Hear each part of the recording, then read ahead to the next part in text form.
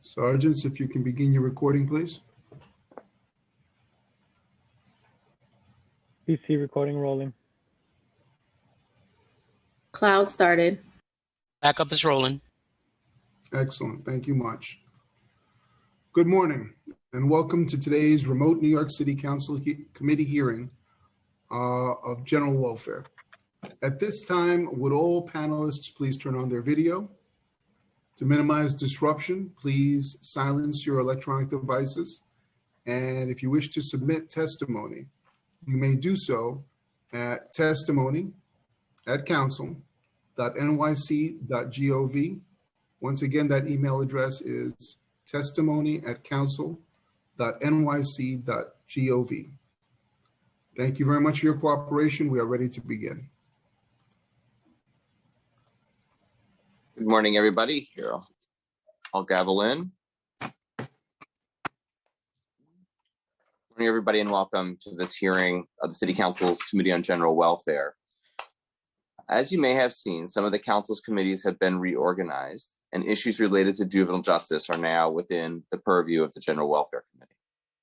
Today, the committee will hold an oversight hearing on the juvenile justice system during the COVID-19 pandemic. The committee will examine the status of the juvenile justice system during the COVID-19 pandemic, including the impact the pandemic has had on youth in secure, limited secure, and non-secure juvenile detention facilities. In addition, the hearing will cover the impact of physical court closures on the juvenile justice system and plans for expanding the capacity of virtual courts to ensure that gridlock and delay do not overwhelm the city's courts. In response to the COVID-19 pandemic in the spring of 2020, the city agencies took the step to modify their programs and services to be in compliance with public health guidance and the best practices in mitigating the spread of the virus. In May of 2020, ACS released a revised plan for their providers related to modifying staffing and training requirements in congregate settings. In addition to the health and safety concerns for youth and staff in congregate settings, there's also much concern about adequate,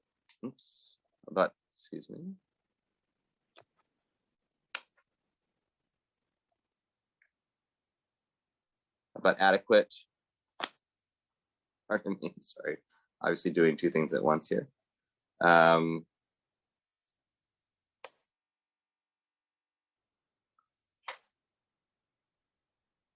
Let's go back. ACS revised plan for their providers related to modifying staffing and training requirements in congregate settings.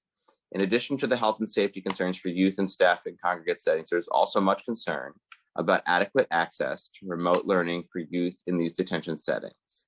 As reported by the city, the news outlet, ACS and DOE are working to expand access through secure voice communications for remote learning, as well as expanding tutoring services. And there has been no timeline for implementing these changes, however. ACS and their not-for-profit providers have also taken steps to ensure that there was some movement forward in cases where possible, despite the court closures and slowdowns due to the crisis. According to a report released by the New School Center for Urban Affairs, the agency has been able to use discretion to extend visitation in instances where family were close to reunification. However, the long delays due to family court closures and the lack of clarity on when in-person operations will be able to resume have left youth, family, and service providers in limbo. I want to thank all the advocates, members of the public, and those with lived experience who are joining us today. Joining us remotely today. Thank you for representatives from the administration for joining us, and I look forward to hearing from you on these critical issues. I'd like to thank my staff, Jonathan Boucher, my chief of staff, Elizabeth Adams, my legislative director, Nicole Hunt, my interim legislative director, and committee staff, Aminta Kilawan, senior counsel, Crystal Pond, senior policy analyst, Natalie Omari, policy analyst, and Dan Krupp, finance analyst. I want to also acknowledge that we've been joined by Council members Brad Lander and Council member Mark Traeger. And with that, I'll turn it over to Council the committee. Thank you, Chair Levin. Good morning, everyone. My name is Aminta Kilawan, Senior Counsel to the Committee on General Welfare at the New York City Council. I will be moderating today's hearing and calling panelists to testify. Before we begin, please remember that you will be on mute until I call on you to testify. After you are called on, you will be unmuted by a member of our staff. Note that there will be a delay of a few seconds before you are unmuted and we can hear you. For public testimony, I will call individuals up in panels. Please listen for your name. I will periodically announce the next few panelists. Once I call your name, a member of our staff will unmute you. The Sergeant at Arms will set a clock and then give you the go-ahead to begin your testimony. All public testimony will be limited to 3 minutes. After I call your name, please wait for the Sergeant at Arms to announce that you may begin before starting your testimony. For today's testimony, the first panel will include representatives from the Administration for Children's Services, followed by council member questions and then public testimony. In order of speaking, we will have David Hansel, Commissioner of ACS, and for questions and answers, Sarah Hemmeter, Acting Deputy Commissioner, Angel Mendoza, Chief Medical Officer, Charles Parkins, Deputy Associate Commissioner, and Louis Watts, Senior Assistant Commissioner. I will now administer the oath to the administration. When you hear your name, please respond once a member of our staff unmutes you. Do you affirm to tell the truth, the whole truth, and nothing but the truth before this committee and to respond honestly to council member questions? Commissioner Hansel.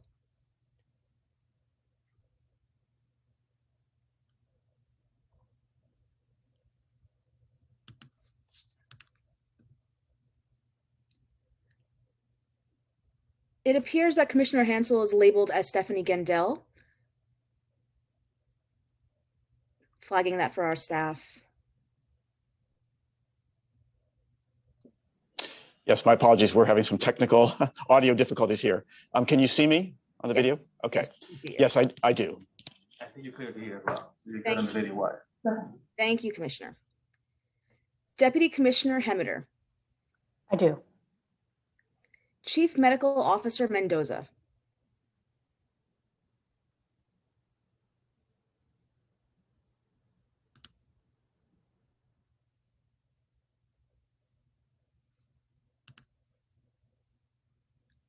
I don't see the Chief Medical Officer here anymore, so I will call up the next folks for the oath. Deputy Associate Commissioner Parkins.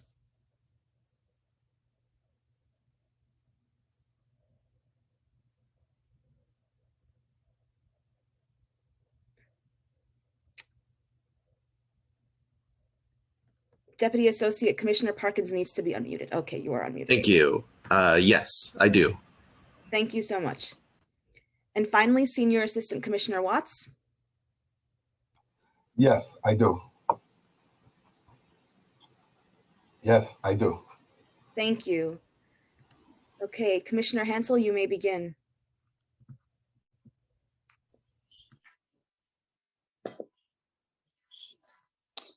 Can you hear me? Good. Thank you. Apologies for the technology problems. Good morning, Chair Levin, members of the General Welfare Committee. I'm David Hansel. I'm Commissioner of the New York City Administration for Children's Services.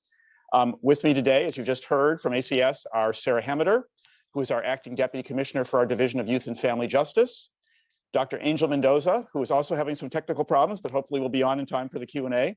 And Dr. Mendoza is our Chief Medical Officer.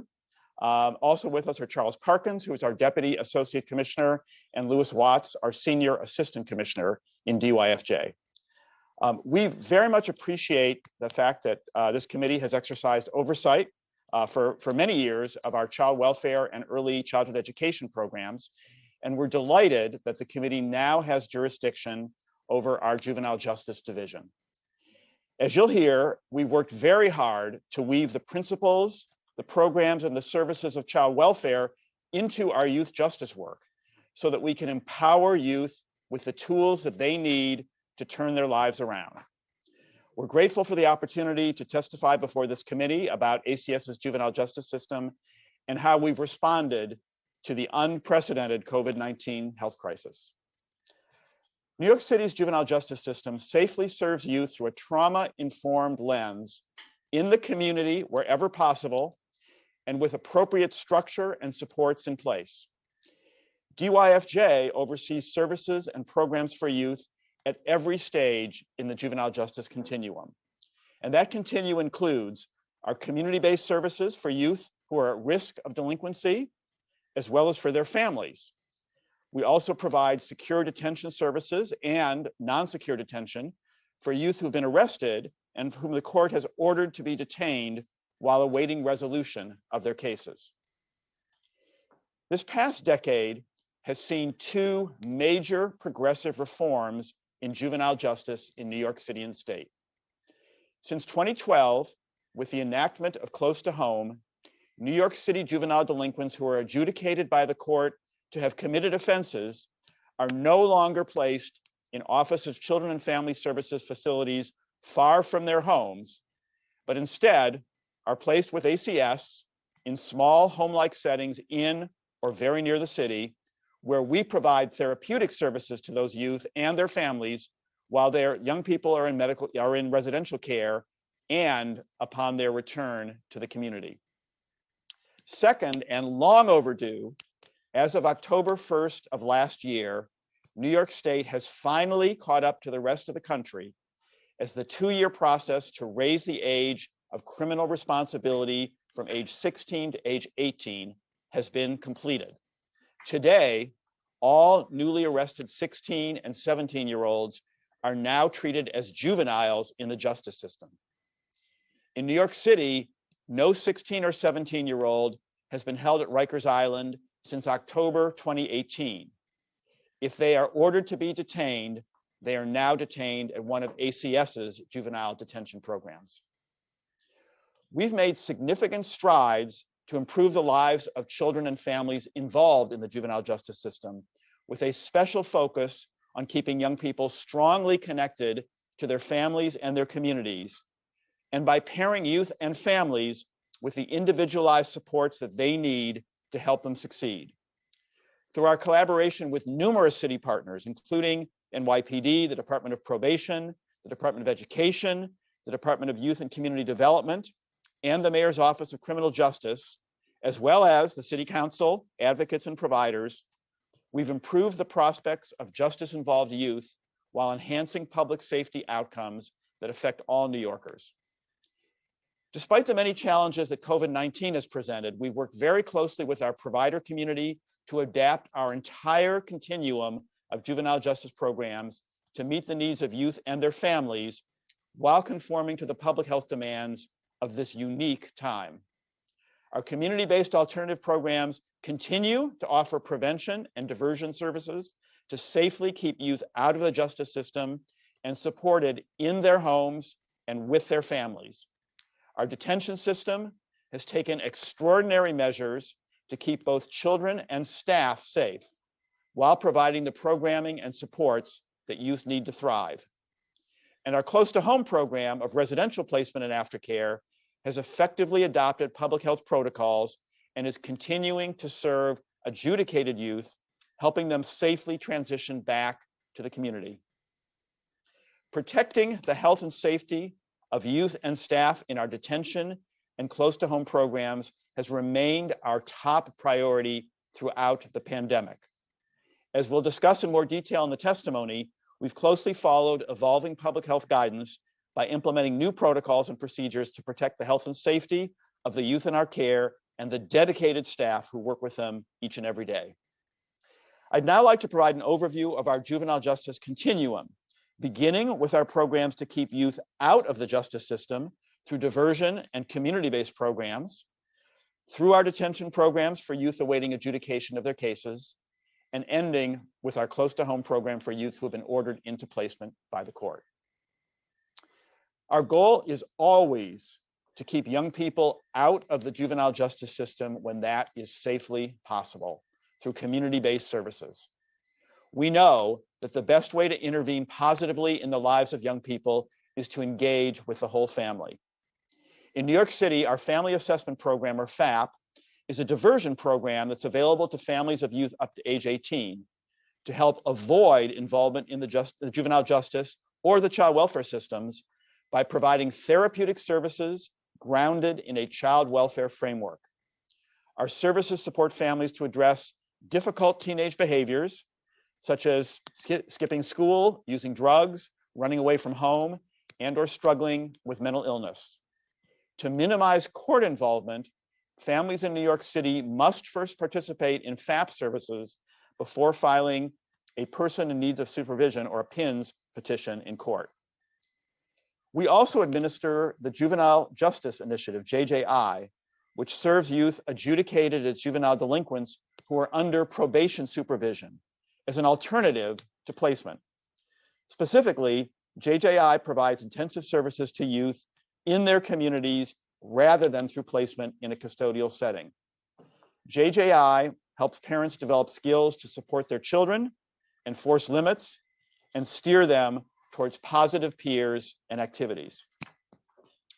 FAP and JJI use home-based interventions, drawing on skilled clinicians to work closely with parents and youth in their homes and communities, while also engaging schools, after-school programs, and other professionals to support the family. These services range from community-based supports, such as mediation, respite, and mentoring programs, to ACS-funded intensive therapeutic evidence-based models, such as multisystemic therapy and functional family therapy. While these services are typically accessed through the courthouses and are delivered in families' homes, we have been able to maintain access to these programs in the pandemic, both virtually and in person. Now, while there are many off-ramps in place, including the programs that I've just described, as well as diversion and alternative to detention programs administered by the Department of Probation and the Mayor's Office of Criminal Justice, judges in both family court and the Supreme Court's youth part may order a youth detained while awaiting trial. When this happens, youth go to one of our 7 contracted non-secure detention sites or to one of our 2 directly operated secure detention sites, Crossroads Juvenile Center in Brooklyn or Horizons Juvenile Center in the Bronx. At the beginning of the pandemic, in light of emerging health concerns, we undertook a review to identify those youth who could be safely returned to the community. While ACS does not have the authority to release youth from detention, through a collaboration with our sister agencies, we were able to support the release of over 1/3 of the youth in detention, 20 from secure detention, 26 from non-secure detention.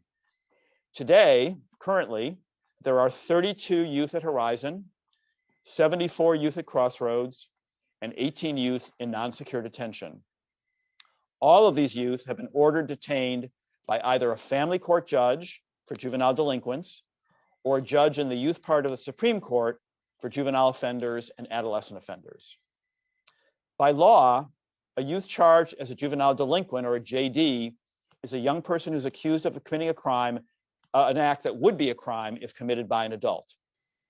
Juvenile delinquent cases are heard in the family court, and they now include youth ages 16 and 17 charged with misdemeanors, as well as felony cases transferred from the youth part in Supreme Court to the family court. A juvenile offender, or JO, is a youth who is alleged to have committed a higher level felony, such as murder or rape, when he or she was 13 to 15 years old. And pursuant to the Raise the Age law, 16 and 17-year-olds who are charged with felonies are categorized as adolescent offenders, or AOs. JDs have their cases heard in family court. JOs and AOs have their cases heard in the youth part in Supreme Court. But those youth part judges can transfer some AOs to family court, except in situations where there are exceptional circumstances, or if the felony was violent and caused substantial injury or death. The overwhelming majority of youth in secure detention today have been charged with higher level crimes. Currently, there are 71 AOs, 28 JOs, and 7 JDs in secure detention. Only JDs can be detained in non-secure detention, and currently there are 17 JDs in non-secure detention. We contract with 5 nonprofit providers to provide non-secure detention, NSD, which offers a less restrictive setting for lower risk juvenile delinquents with court cases pending in family court. These NSD group homes house up to 12 youth and offer a supportive home-like environment and very close supervision of young people. To prepare for the implementation of Raise the Age and to ensure proper staffing at both Crossroads and Horizon, we created a new job and title of Youth Development Specialist, or YDS. The YDS title represents an updated approach to juvenile justice that stresses the importance of establishing credibility with youth, connecting with them, and effectively de-escalating situations when necessary. We worked very hard to recruit YDS from across the city by doing extensive outreach in the neighborhoods and communities where our youth and families live to find qualified people committed to working with youth. All new YDS undergo an intensive 6-week training program that includes 2 weeks on-the-job training at one of the facilities. Our James Satterwhite Training Academy provides pre-service training on important topics such as understanding youth development and relationships, safety, security, and supervision, behavior modification and management, and group facilitation. All of our YDS have received training in trauma-based approaches to working with teens and on the de-escalation of conflict and anger. Their skills are reinforced through intensive safe crisis management training with a focus on verbal de-escalation techniques as much as possible, physical constraint and restraint only where necessary. We also offer core supervisory training to all of our middle-level managers and supervisors in secure detention to provide them with the skills they need to properly manage and coach staff and create a safe, stable environment for everyone. While the Department of Correction was initially required to assist ACS in staffing Horizon, because in the early days of Raise the Age, it still housed so-called pre-Raise the Age youth, those who were still legally adjudicated as adults. But ACS assumed full operational control of Horizon in January 2020. For the last 3 years, we've been aggressively recruiting, hiring, and training multiple classes of YDS. Like all city hiring, our hiring of YDS was impacted by the citywide hiring freeze at the beginning of the pandemic. However, since August 2020, we've been onboarding new classes every month, the most recent of which started last week. These new classes will help us increase the available staff in our detention facilities. Maintaining the health and safety of the youth and staff in our ACS-operated secure detention programs is indeed our top priority. For youth in secure detention and for the dedicated staff who work with them every day, we've implemented strict protocols to minimize the health risk to staff and youth. Under the leadership of our Chief Medical Officer, Dr. Mendoza, we've continued to follow the guidance of public health officials, including our own Department of Health and Mental Hygiene, our health and hospital system, and the Centers for Disease Control. As public health guidance has evolved through the course of the pandemic, we've adopted and implemented new protocols as needed, and we will continue to do so. We continue to disseminate up-to-date guidance to staff and youth about virus prevention practices, such as hand washing and social distancing. Our detention facilities are regularly and thoroughly cleaned and sanitized, and we've increased the number of cleaning personnel. We've equipped facilities with ample hand sanitizer, soap, gloves, and PPE for staff working with symptomatic youth. Nurses conduct temperature checks of all staff and visitors who enter the facility on each shift, and our health partners conduct daily screenings of staff. And all staff and youth are provided face coverings to help ensure that transmission is minimized. We have a full array of medical and mental health care on site serving the youth at Crossroads and Horizon. And to do that, we contract with the floating hospital to provide health services and Bellevue to provide mental health services. We've been working closely with Health and Hospitals Bellevue Hospital Center to provide trauma-informed screening and mental health services to young people, both in secure detention and in our non-secure detention continuum. Through its team of psychiatrists, psychologists, social workers, and mental health clinicians, Bellevue works very closely with our YDS, our case managers, our program counselors, and our contracted medical services staff to provide comprehensive care for all youth. We're very grateful to the hardworking teams who've been meeting the complex needs of our youth, both prior to and throughout the COVID-19 crisis. Education and programming are critical components within any detention facility, and these are key services that had to be quickly modified and adapted due to COVID-19. Youth in detention participate in remote learning provided by the Department of Education's Passages Academy using DOE-issued Chromebooks. Like all public school students in New York City, remote learning during the pandemic has created some challenges. DOE teachers, in addition to our ACS staff, have worked tirelessly to make the remote learning experience as positive and educationally rich as possible. We believe that programming is essential to enhance the therapeutic environment in detention while helping youth build self-esteem, helping them take part in positive activities, reduce idle time, connect with role models and credible messengers, and develop the skills that will redirect their lives in a positive direction. We've implemented new types of virtual programming to engage youth while adhering to social distancing protocols. For example, youth have access to video games, movies, and books on our ACS tablets. They're participating in virtual programming with various partners. These include a writing challenge through the KITE program, yoga, individual exercise challenges, and many more. And building on a very successful summer internship program, we're delighted that the Robin Hood Foundation is funding a fall enrichment program in which 78 youth in detention are receiving stipends to participate in programs such as Barista Cafe to learn barista skills, book club, newsletter, and also training by credible messengers for youth to be junior violence interrupters. Strong family engagement is another essential part of our model of care, and we've adapted it to make sure that youth remain connected to families. Our case management staff connect with families by phone at intake. They call parents to provide weekly progress updates on all youth. One of our early and most difficult decisions during this crisis was to suspend in-person visiting due to health risks. And then once again, we had to suspend in-person visiting this fall when virus levels increased in New York City. We'll continue to review this policy as the public health situation warrants. In the meantime, youth remain connected with their families through video visits and phone calls. To enable youth to both continue video visits with families and to appear by video at court hearings, we created secure and private booths at both of these facilities. We're in the process now of upgrading the Wi-Fi and procuring new tablets to make these video visits and court appearances more seamless.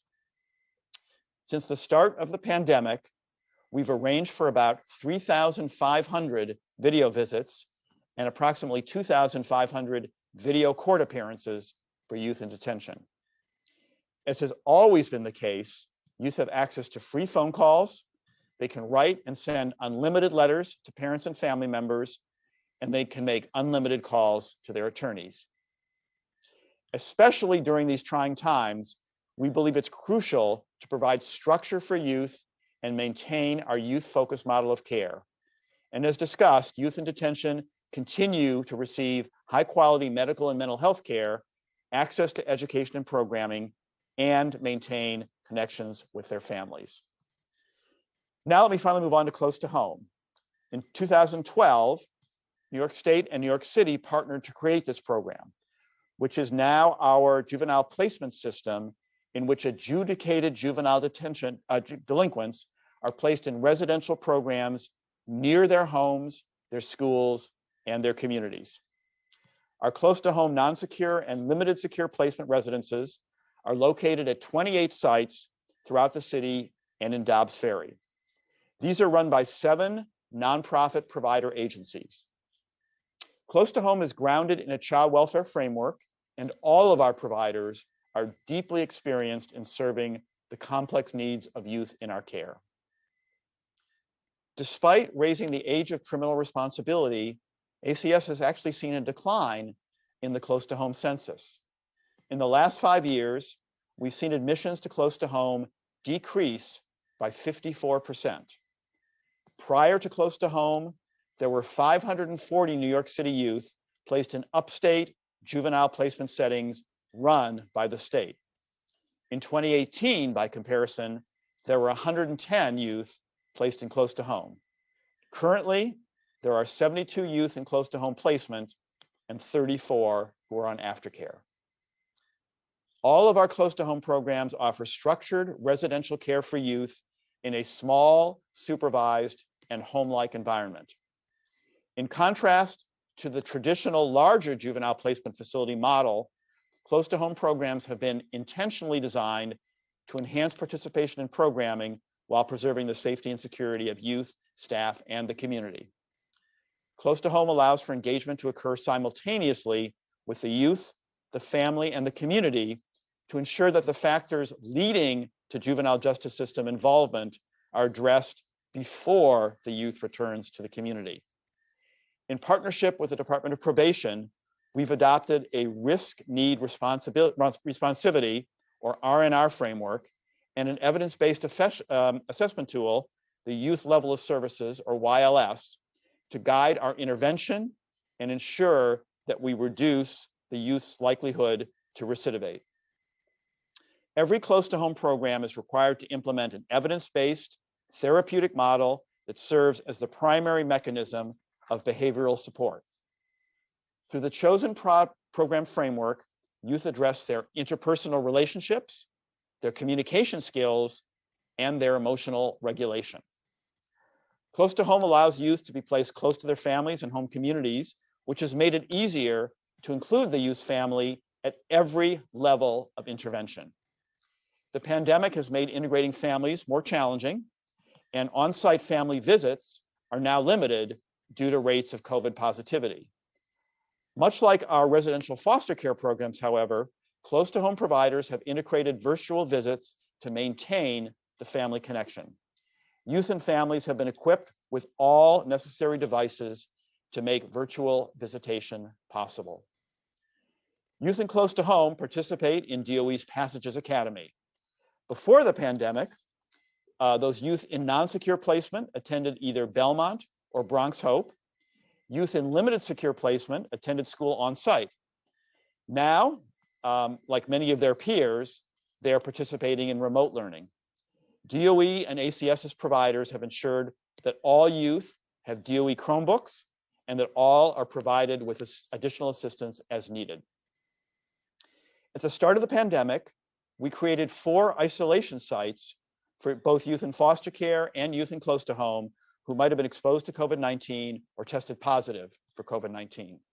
These isolation sites included 24-hour nursing services and allowed us and our providers to quickly and safely quarantine youth who might be able to spread the virus from other youth.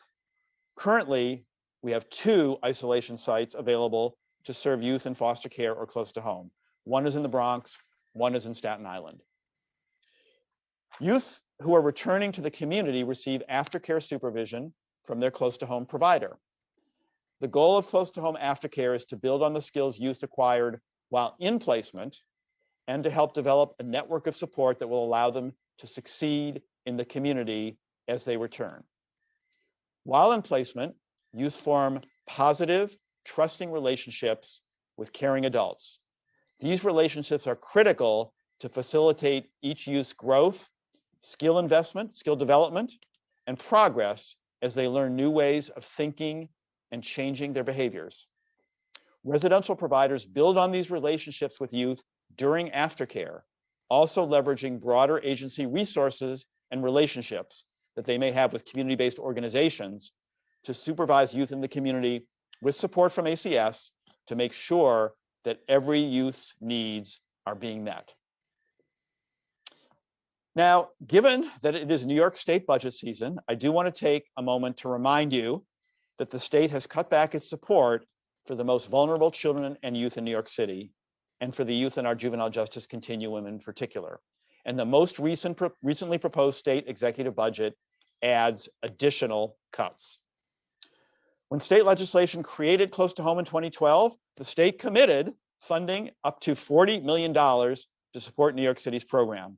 However, beginning in the state's 2018-2019 budget, the state eliminated all of the funding for close to home and continues to provide $0 for care of these youth. In addition, despite implementing the Raise the Age legislation, and when it did that, the state committed it would pay for Raise the Age expenses, and it appropriated $250 million for that purpose. However, New York City continues to receive $0 in support for Raise the Age because the statute only provides funding to counties that remain below a 2% property tax cap, and that effectively excludes New York City. The current proposed legislation would add to these cuts. The state budget proposes to cut the state's reimbursement rate for detention by 5%. That would be a $2 million annualized cut to New York City. Also, the state budget proposes to cut the reimbursement rate for prevention services, including the FAP and JJI programs, to a 59% state share, despite the statutory state share of 65%. That would result in a cut of over $25 million to ACS's full prevention services system. We hope that you will join with us, you in the City Council, to fight these cuts because they will negatively impact children and families in New York City. Let me say a word about vaccines. It's now been, of course, almost a year that we have been managing our juvenile justice system in the face of the COVID-19 pandemic. We've been able to provide for the health, safety, security, education, and programming needs of our youth in our care, but we certainly look forward to the day when our youth can attend school in person, can see their families in person, can have their cases move more swiftly through the court process, and can even eat their meals without having to be socially distanced. The availability of COVID-19 vaccines now seems to be a light at the end of this very, very long tunnel. We strongly believe that the COVID-19 vaccines are a game changer for the health and safety of our youth, our provider staff, and our staff. As soon as vaccines became available to New Yorkers, we advocated to the state and the city for the staff in our congregate care facilities, including detention, non-secure detention, and close to home, to be prioritized for vaccination. And we were very happy when these staff were added to priority 1B in early January. We are now advocating that youth in our congregate facilities who are 16 years and older also be prioritized. In addition, we're working closely with the Vaccine Command Center, our Chief Medical Officer, and our floating hospital providers to provide vaccines for youth in our care who are 16 and over and have comorbidities who are eligible as of this week, where there is proper consent for vaccination. We certainly understand the history of medical racism in this country, and thus the hesitancy about vaccines among many of our staff and New Yorkers at large. We're working with our Chief Medical Officer, with our unions, and our other medical staff in our facilities to educate staff about the vaccines so that they can make informed decisions about getting vaccinated. In conclusion, I want to thank all of our staff who are working in detention and close to home for their efforts to provide a safe, supportive, caring, and programmatically engaging environment for youth during this incredibly challenging time. I know this has meant staff going to work to care for youth while fearing for the health and safety of themselves and their families. Their dedication and their commitment to the youth in our care has not gone unnoticed. And I want to be sure to use this opportunity to thank all of our incredible juvenile justice staff for their efforts throughout the pandemic. And finally, I want to thank the General Welfare Committee for holding this hearing and for your interest in learning more about the programs and services in our juvenile justice continuum, particularly during the pandemic. Thank you very much, and we look forward to answering your questions. Thank you so much, Commissioner Hansel.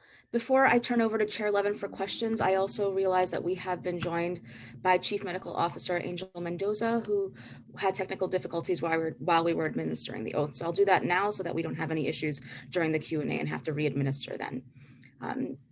So Chief Medical Officer Mendoza, do you affirm to tell the truth, the whole truth, and nothing but the truth before this committee, and to respond honestly to council member questions? Yes, I do. Thank you. And now I'd like to remind council members that as we are going through the Q&A session, please use the Zoom raise hand function to indicate whether you have a question for this panel in the administration. Please remember that you're keeping your questions and answers to 5 minutes. And now I'm going to turn it over to Chair Levin. Thank you very much, Committee Council Kilowan. I want to acknowledge before I ask questions that we've been joined by Council members Dharma Diaz, Barry Grodenchik, Rafael Salamanca. I had mentioned Council members Lander and Traeger before, and I will identify additional council members as they join us. So I want to just ask, just because going through the testimony, you spoke up, Commissioner, about youth in detention prior to being adjudicated and after being adjudicated. So I just want to make sure that we're having, so we're clear exactly how many youth are in detention right now across the non-secure, limited secure, and secure placements overall. So how many youth are in detention in secure placement right now, both pre-adjudication and post-adjudication? Thanks for the question. So let me say, as you know, I have with me today our really outstanding members of our DYFJ leadership team. While I had the opportunity to deliver testimony, I will answer questions, but I want to make sure they have an opportunity to participate. So I will actually turn your question first to Deputy Commissioner Hemmeter and to her team. Great. Thanks, Commissioner. Thank you, Commissioner. And thank you for inviting us to this hearing today to explain what is going on in juvenile justice during this time. So to answer your question, pre-adjudicated youth are held in non-secure detention or secure detention. And then post-adjudicated youth are held in our close to home placements for the most part. In secure detention today, and Chuck Parkins will jump in if I get the numbers wrong. They fluctuate quite a bit. But today in secure detention, I believe we have a total that includes Crossroads and Horizon, 106 youth, 74 at Crossroads, and 30, what does that make, 32, 34, 32 at Horizon, and 17 youth in our non-secure detention facilities. In close to home, the number of, that's post-adjudicated youth, we have 74 youth in placement and 34 youth who are on aftercare from their close to home placements. So they are at home with their families, receiving supportive services, but still under supervision by the close to home program. And for those youth in close to home, the 74 that are in placement right now, are they all in, which placements are they in? Those are the close to home placements. We have 28 different sites. Okay. So they're spread across those different sites. So none of them are in Crossroads or Horizon? Correct. Okay. So if we have 70, now how does the, as that number has decreased, Commissioner Hansel said, by 54% over 5 years, there are 28 providers. Does every provider have a placement? I mean, I imagine for 74 youth in in placement right now in 28 facilities, that's obviously very low average. Right. So there's 7 different providers with 28 different sites. The census is very low right now. Part of that is a result of the pandemic and the court process being slowed down. So it is very low right now. We have a very low census right now. So yes, that is correct. And so to speak a little bit about, if you wouldn't mind, the relationship with OCA or however, how do the youth courts, are they within they're within the jurisdiction of OCA, correct? Yes, that is correct.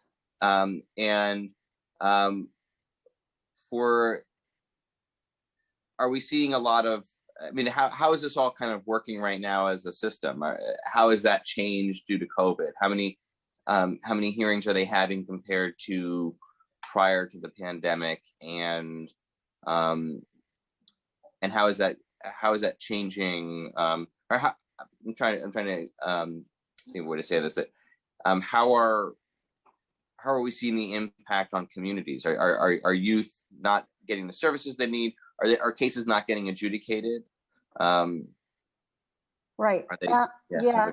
I'm not sure I can speak directly to OCA and their procedures. I mean, we have definitely seen a slowdown of the court process, and that is, based on executive orders and other things. So we have definitely seen a slowdown of that happening. The young people who are in detention, for the most part, are the pre-adjudicated youth, and so their cases, they are with us while their cases are pending.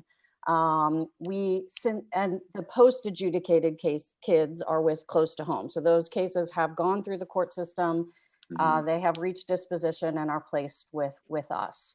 The only youth who are in close to home are the juvenile delinquents. So those are the kids who are going through the family court system.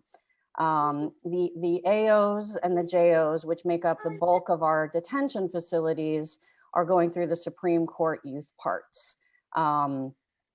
We have, since the beginning of the pandemic, we have transformed our detention facilities so that there are virtual court appearances happening, or we are making youth available for virtual court hearings as well. So if the court was to schedule a court appearance, we do have the capability to produce that young person in front of a computer so that they can appear for their court hearings. As the commissioner mentioned in his testimony, we've created booths for them so that there is privacy. We've increased our bandwidth so that all the virtual things that are happening in detention have the ability to go forward.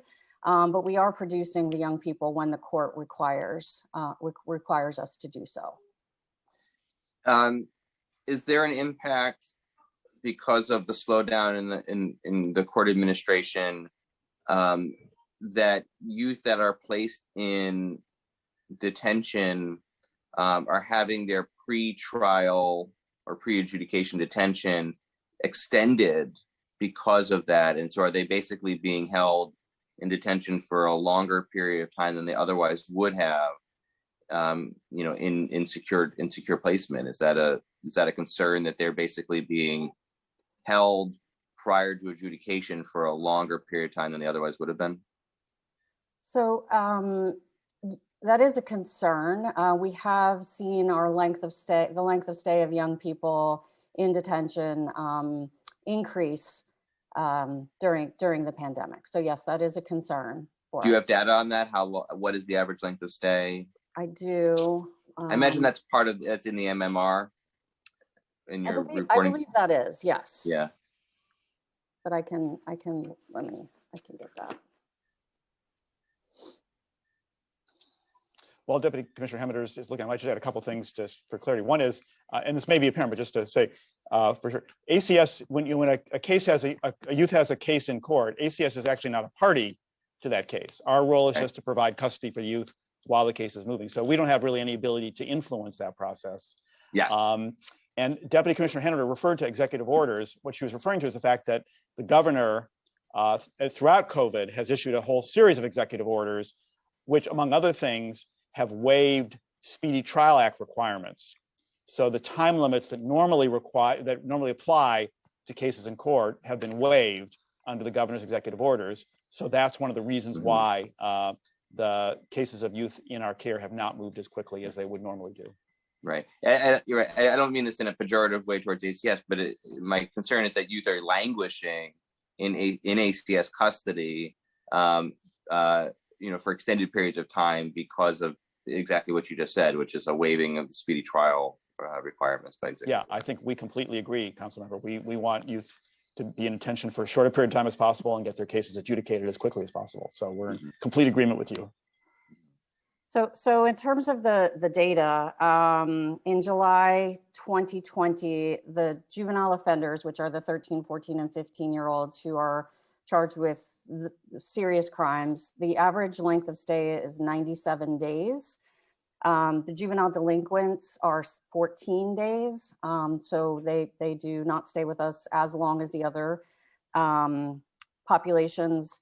And for adolescent offenders, which is the new category that go through the youth part, the average length of stay is 54 days. That's, and I'm sorry, and that was when? What point in July, time? July 2020. Okay, now can you compare that to July 2019? I think we'd have to get back to you. I don't have that Sure. data right on hand, Yeah, no, but we can that's get okay. back to you on that data for sure.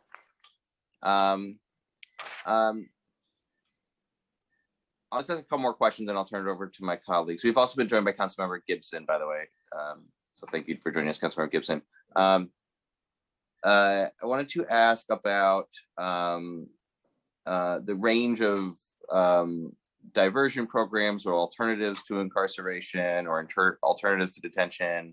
I know I could speak, for example, I've met a handful of times with Exalt Youth, which is a fantastic program, and I was really blown away. I mean, I sat with them for several hours on a Friday afternoon with a cohort of their youth, and was very inspired to see how dedicated they were to that model and to each other. And so, can you speak a little bit about just how a program like Exalt fits into this? Fits into the system, and how are we developing and prioritizing programs like that? Right, that's a very good question, and we also work with Exalt, and so that is a program that we are familiar with. I think we're always on the lookout for programming and other opportunities for young people in both detention and close to home to connect kids to programs in their communities that understand what they've been going through, and can mentor them to get on the path to success. So we do have that partnership with Exalt, and we also have lots of other credible messenger programs. So we work with Man Up, and other programs that are working with young people, both in detention and in close to home. There's a whole array of different programs and things that we can talk to you about. Lewis might be able to speak to some of those that we have in detention specifically. Great. Assistant Commissioner, you have to unmute yourself.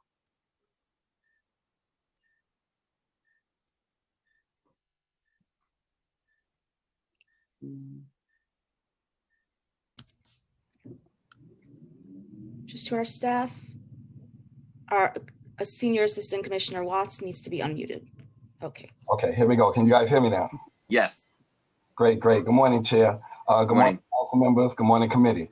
So as Deputy Associate Commissioner Hammond was stating, there's an array of programs that actually occurs throughout our facilities. We're working with our young people. When our young people actually come into care, one of the things we're always hoping for is that we keep them, engaged with their families. We keep them engaged and in touch with the community. We're always hoping that we are able to provide guidance where our young people are able to go back out better from which they came out in the community forever, how long we have them. And part of that is by involving an array of programs such as some of our cure violence programs. So we have a partnership with Man Up. We also have a partnership with, you may have heard of SAVE, right? Stand Against Violence, East Harlem. So these are violence interrupters actually come in and work with our young people and able to help us work with our young people with regard to some of the carrying behavior that they may be bringing in from out in the community. We also have trauma-informed care that we provide services for our young people while in our care. But some of the programs that we have that our young people actually like and really, really enjoy is we have a dog program, a kite program, which is a creative writing program, a Father's Love, which is a restorative justice program. We have physical fitness programs that come in and work with our young people. culinary programs, another program called Audio Pictures, which is a music program for our young people. In addition to that, we have a partnership with Carnegie Hall as well. So there's a lot of programs that we provide for our young people to keep them engaged, to keep them active. And, you know, occasionally, you know, young people come in and they're not even aware that these programs are actually in the community until they actually reach us in detention. And with some of our programs, there's opportunities for kids that once they're back out in the community, they can continue on with the programs that we provide for the young people while they're in care. So, I mean, and we also have educational programs. I definitely don't want to leave that out with partnership with the Department of Education, as the commissioner mentioned early on with remote learning. So we have volunteers that actually come in from the Youth for Christ programs. So there's an array of programs. I may not be able to list them all at this moment. We also provide college courses for some of our youth through New York City community colleges. And the list goes on and on and on.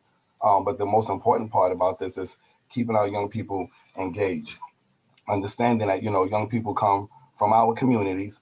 And as I said previously, we want them to go back out better off than from which they came. And we work with families, you know, programming with families. And we're looking to improve that as well, as often as possible. One of the other things we do, although it's not a program, is we work really, really hard. And I think it's important to highlight with regard to keeping our young people connected to the community. You know, our young people have access to phone lines. We enhance our phone system while in our care. So our young people can contact their families as often as possible as well.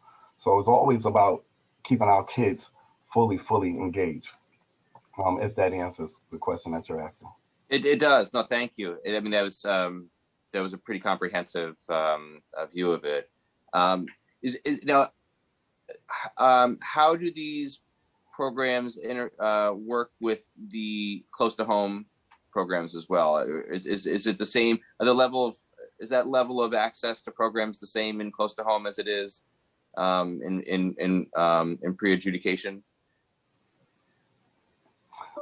So I think Sarah's trying to answer.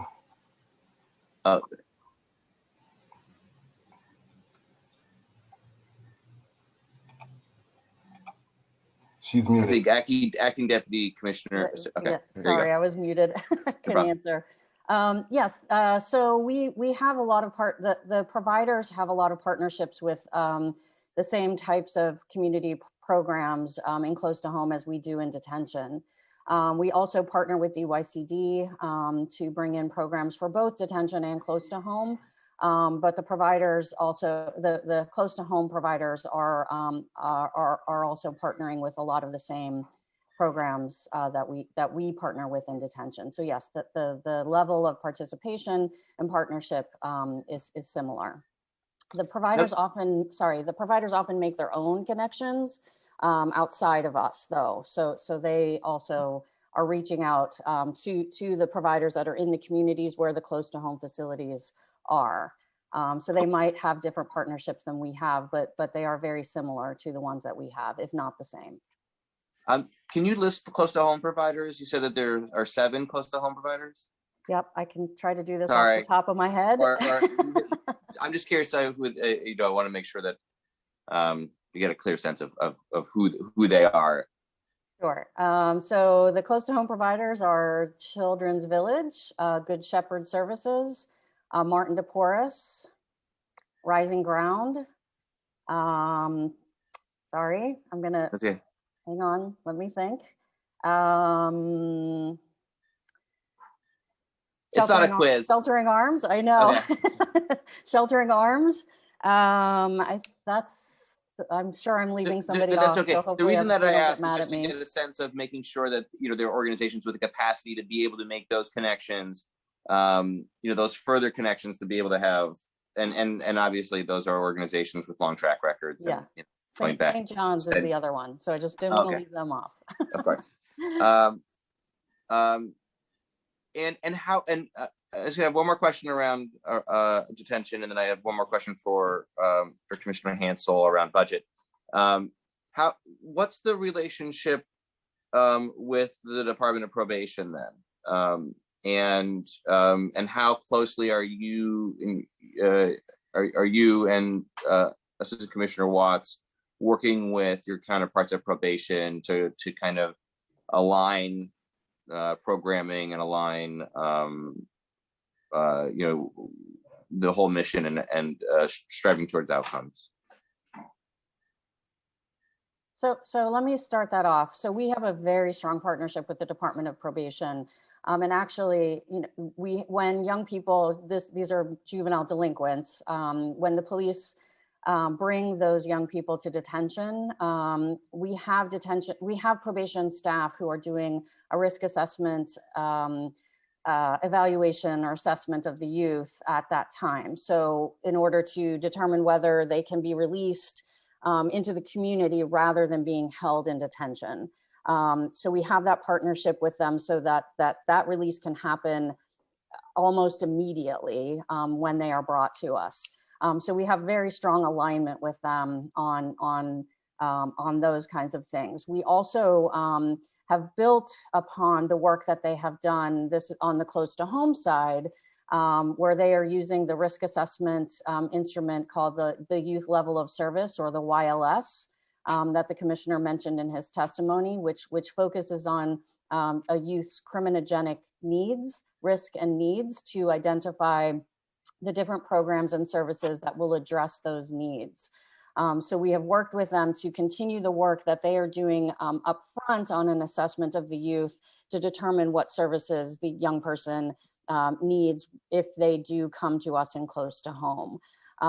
We also, just before I turn it over to Louis to talk any more that he wants to say about the Department of Probation, but we also have the Department of Probation and ACS, so Commissioner Bermudez and I co-chair the Juvenile Justice Advisory Committee, which is the stakeholders. We brought stakeholders together across the city to focus on different priorities for the next year. And so we are working in partnership on determining what those priorities are and how we can implement, continue to implement juvenile justice change throughout the city in the next year.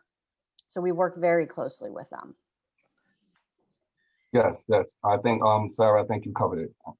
Thank you. Great, thank you. And I remember, I think my first time I attended a hearing probably 10 years ago about juvenile justice was with Deputy Commissioner Bushing and Commissioner Schiraldi were testifying in front of us. So. Absolutely, Lawrence Bushing, you're correct. So I'll turn it over to just one question for Commissioner Hansel here.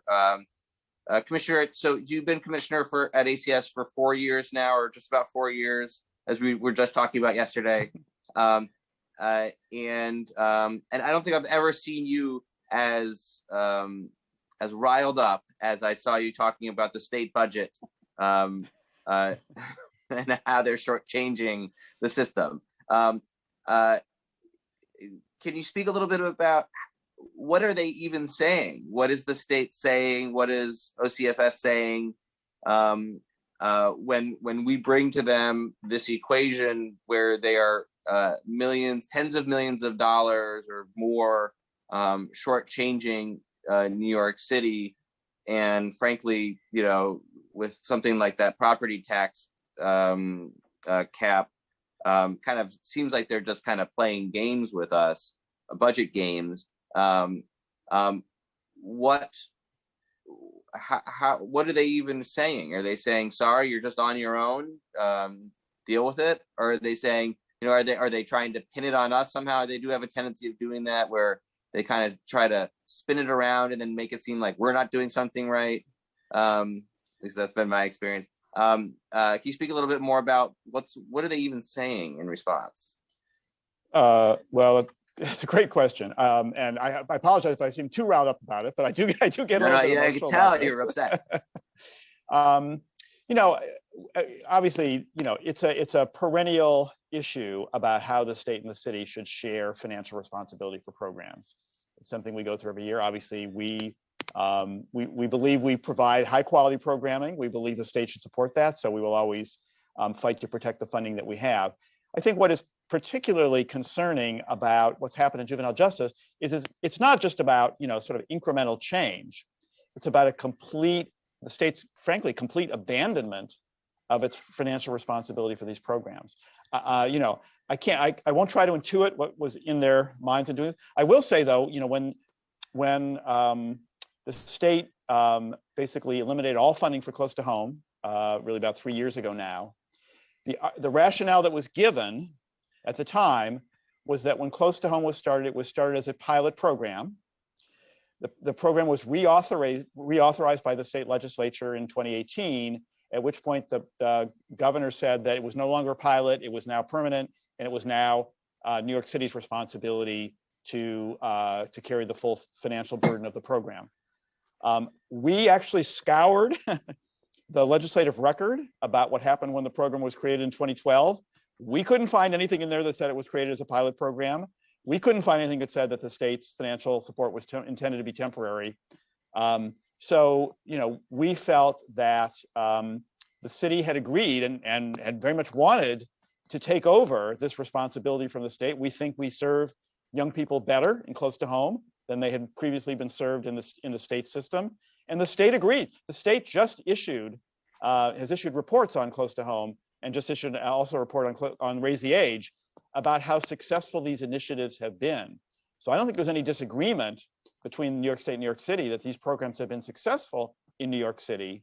And so it is really somewhat baffling that the state, with regard to both close to home and Raise the Age, has not just tinkered with the distribution of funding, but has basically refused to provide any funding whatsoever to the city, while fully funding or very substantially funding Raise the Age expenditures in the rest of the state.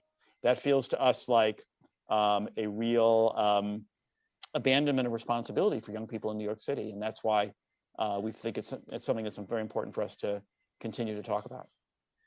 Very high percentage of state legislators are from New York City. What are they saying? They have obviously a role in budgetary allocations. Or what are we hearing from our partners in the state legislature about this? Well, obviously we've just begun to engage with them this year around the state budget, so I really can't speak to that. In the past, I think these things kind of always in the end get worked out in a very kind of omnibus negotiation between the governor and the two houses of the legislature. And for whatever reason, the reductions proposed by the governor have not been restored in the last few years. Very much hope that will be different this year. Mm-hmm. Well, there's a knock on wood, there's a significant help hopefully coming in from the federal government, and so that provides state and local aid, and hopefully there will be an opportunity then to have that conversation right in time for the state budget. So and that's certainly my hope. So I will turn it over to my colleagues if they have questions. Feel free, anybody, to ask questions. Does anybody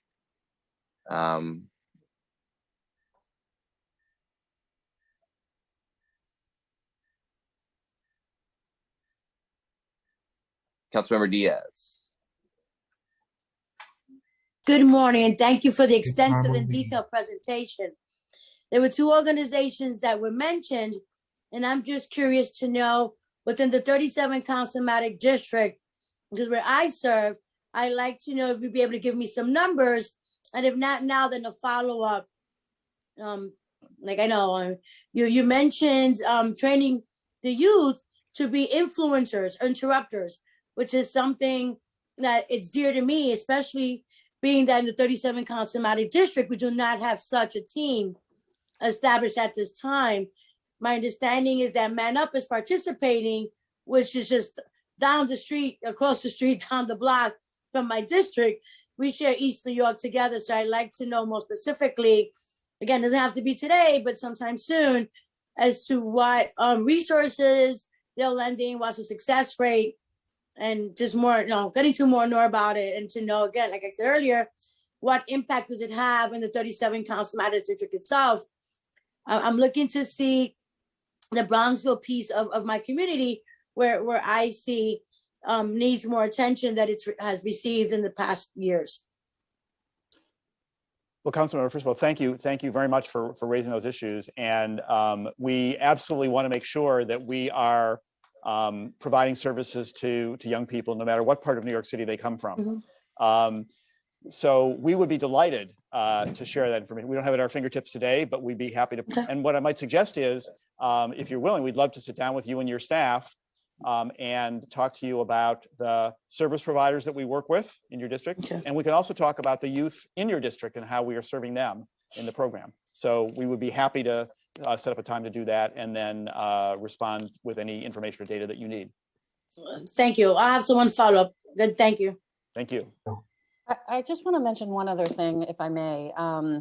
So I appreciate that question too. I think it's really important that we provide services to the kids in the communities that need them, obviously. But one thing with our services is that they are not necessarily located within a district or an area. A lot of our services, especially through the Family Assessment Program and through JJI, which is our alternative to placement program, they go out to the communities where the kids live. So they may be, it is, Children's Village who runs the program, and they have an office wherever their office is, but their therapists and their workers are going out and providing those services and the therapeutic services wherever the kids are.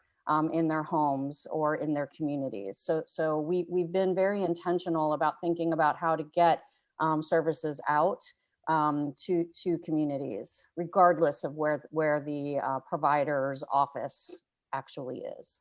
Okay, but nonetheless, I like to see numbers. Absolutely. Unfortunately, I had a conversation with someone yesterday. A group was seeking funds, and they were happy to tell me in the last 10 years, they've served 112 individuals in my district. In a district that's been lacking needs for over 10 years, that obviously was not a happy number for me. And as we know, COVID has impacted our youth tremendously. And someone who's worked for years, with youth, it's dear to my heart. And coming in from the shelter population, I know the effects. So numbers really matter to me, whether it's one child or it's 100. If there's families that need extra services, I want to know about it preventively, not reactively. Thank you. That's all. Thank you, Councilmember Diaz. Thank you. Thank you. Do any of my other colleagues have questions? Feel free to ask them. I think we still have Councilmembers Gibson and Grudenchik with us right now. So Barry or Vanessa, any questions? Okay. Okay. I'm gonna. Oh, Vanessa, do you have questions? No. Okay. All right. Okay. I want to ask some questions related to COVID. Have we had any COVID-related deaths that have occurred in the juvenile detention facility, whether it be youth in detention or staff? We have not had any youth who have died from COVID. Obviously, we're very happy about when we have taken measures to make sure that we minimize any impact of the pandemic. We have very tragically had 4 staff in our juvenile justice system over the course of the pandemic who have passed away, and that's that has continued to be a blow to all of us, a huge emotional blow. To all of their colleagues, and obviously just redoubles our focus on making sure that we are doing everything we possibly can to keep everyone safe. And are they?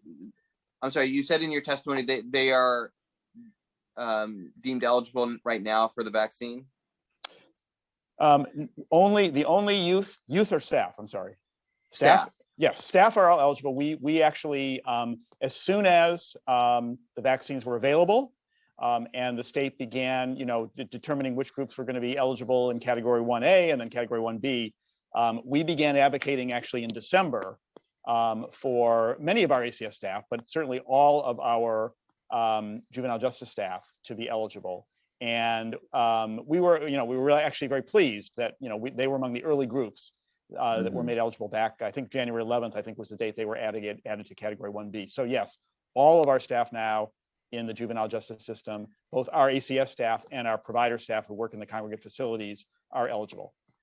And are they kind of making appointments on their own, or is there a coordination between ACS and health and hospitals to make sure that they're all getting the vaccine? We're doing quite a bit around outreach and information to them, especially in the detention facilities, which actually Sarah or Lewis can describe, or Dr. Mendoza. We want to make sure that they all understand the benefits of the vaccine, can make judgments about benefit and risk, and know how to access it. We don't have a dedicated system for connecting the vaccines. We are exploring that. We're working actually with the city's vaccine command center and others to see if we can provide additional resources specifically for ACS staff. But at this point, we don't yet have that in place. Dr. Mendoza, can I ask, how are you engaging with ACS staff around the necessity to get vaccinated? And are you out there saying, giving them the vaccine figures and exhorting them to do that? Well, short of extorting, we're trying our best to really encourage. Exhorting. Yes, we definitely are. And we started again very, very early on, even before the vaccine was approved or even before our staff were made eligible for the vaccine. We had already started the campaign. We have had at least now 2 town halls specifically for the Division of Youth and Family Justice.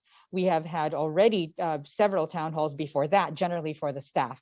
We also have a mailbox that's available for all staff to write in any questions or any concerns they have regarding the vaccine, or even regarding COVID in general. We also have a weekly Ask Dr. Mendoza column where we highlight some of the new information that's coming down, or if we find that there's a pattern of concerns or questions that are coming in through the mailbox.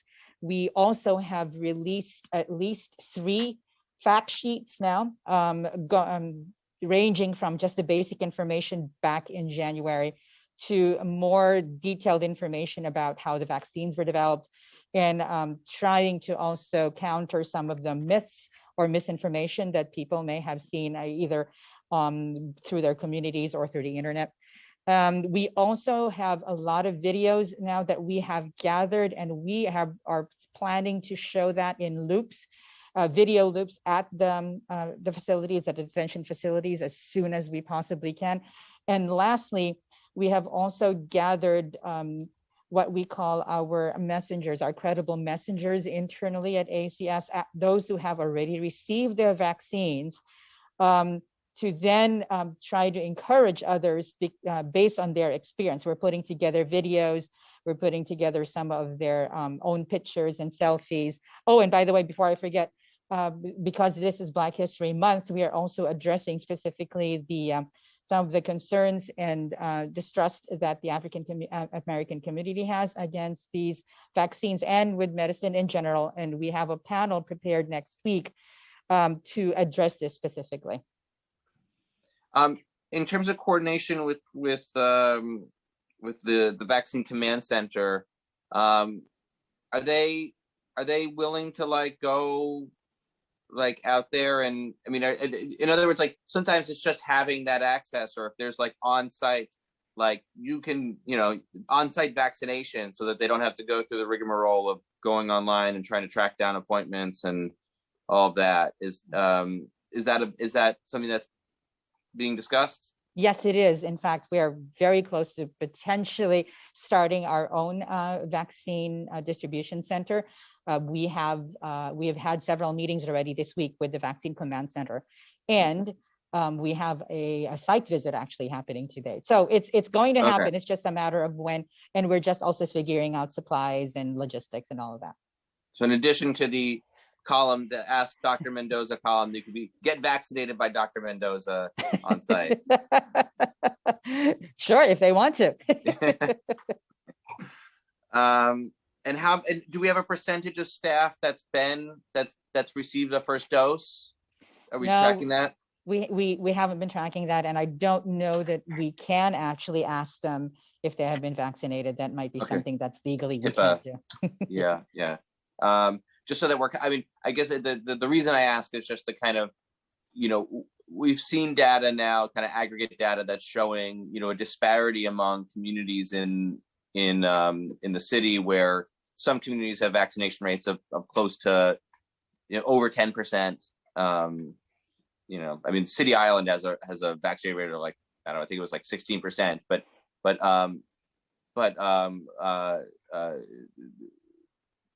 the trends that we're seeing are that wider communities and communities with greater access to resources are having higher percentage of vaccinations, and some communities of color in the city, or zip codes representing communities of color, are lower in the 2% or 3%, and so the concern is that disparity starts to widen even further, and so that remains a big concern. Right, and that's one of the reasons why we're specifically targeting the Black community, African American community next week with that with our panel, and a lot of also the fact sheets that we have put out were based on concerns. If there were specific patterns of concern we saw for specific communities. So yeah, we are very much aware that there are these disparities, and also to combat the disparities of the availability and accessibility of the vaccine. That's one of the reasons why we've been pushing the Vaccine Command Center to help us with our own on-site distribution center. Just a few more questions about some of the. Have there been any youth in detention who have tested positive for COVID? Have we seen that at all? Yes. So as the commissioner mentioned in his testimony, we're doing everything that we can to try to minimize the spread of COVID in our facilities, understanding, in congregate care settings that this can be a huge concern. So, just to reiterate some of the things that we are doing. So all staff are screened, and before they any person who enters our detention facilities are screened and temperatures are taken. We have distributed face masks to all staff. Gloves are available to staff if they want those. We have hand sanitizer throughout the facilities. We are encouraging hand washing and have signs posted throughout the facilities to encourage that. With respect to the youth, as the commissioner mentioned in his testimony, the floating hospital, which is our medical provider, does daily temperature checks of all the youth. We have distributed face masks or face coverings for all the young people as well, and also encouraging hand washing and other hygiene techniques for them as well. Unfortunately, we have had a few young people test positive since the beginning of the pandemic last March. We have had 17 youth test positive for COVID, but as of today, we have no youth who are in medical isolation because of a positive test. And I think it's important to also add that we provide our staff with PPE gear.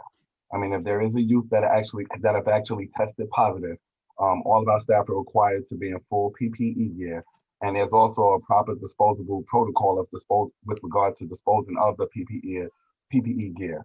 So all our staff are disposing of their gear inside of a red bin that's properly discarded. We've heard some reports that youth have not been provided an adequate supply of face masks and socks and underwear. How often are youth provided PPE and socks and underwear? So all of our young people, upon entering the facility, they are provided with socks and underwear. The socks and underwear are washed, cleaned 2 times per week, but they are provided with multiple pairs of socks and underwear. And as it begins, if there was socks and underwear, if there's a request for socks and underwear, we're providing our young people with additional socks and underwear. You know, it's actually interesting that you asked that question, because that question came to us from Legal Aid maybe a couple of months back, and we were able to support and show them that no, that's actually false. That was a claim that was made by a young person, but it was a young person who had some mental health challenges at that time. But we're always providing our young people with socks and underwear, the clothing that they need, the footwear that they need, all the necessities we actually provide. Our kids don't actually want for anything while in our care. And we provide everything that they need. So there's no need for them to have money. There's no need for them to have outside clothing. We give them everything that they need, including their commissary. And is that, just along those lines, we also heard that there was issues around lack of soap in the bathrooms. Are we making sure that soap is replenished in the bathrooms at all times? Absolutely. We have an amazing housekeeping staff that ensures that the soap is replenished at all times, not only for youth, but staff as well. We're also promoting regularly that young people and staff are washing their hands as required, often. Okay. Certainly, you know, any type of like kind of quality assurance checks on that is I think would be appreciated.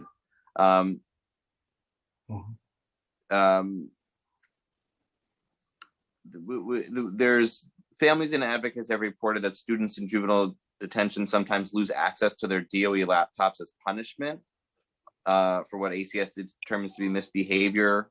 Is there a policy around removing access to the laptops or tablets that DOE provides? No, absolutely not. First and foremost, to be very honest with you, Chair, we promote education. I mean, that is very, very big and high on our list. We have an amazing partnership with our DOE partners with District 79. And so every single day, our young people are provided with their Chromebooks because they have designated Chromebooks that are issued to them. And daily, they actually receive new passwords so that they can have access to those Chromebooks for security purposes. So DOE will email the passwords to our supervisory team. Our supervisory team and school liaisons would actually put out the password and give each youth, provide each youth with their new password for the day.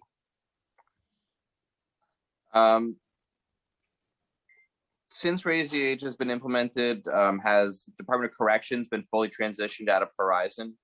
Is there any DOC staff remaining? So as part of Raise the Age, as the commissioner mentioned in his testimony, DOC and ACS had the authority to co-facilitate the Horizon facility. For the most part, DOC has transitioned out of Horizon. However, there are still some DOC staff in the control room and monitoring the perimeter, but they do not have any interaction with staff at this time. So that there no is interaction with youth in detention. Correct. Yeah. Have you seen are there any quantifiable, you know, or qualitative measures to show the impact in that in discontinuing any relation between DOC staff and youth in detention? That's an interesting question. I'm not sure. I mean, Chuck, I don't know if there's anything that you can think of in terms of measures that would quantify this. Yeah, I can't. Thank you, and good morning.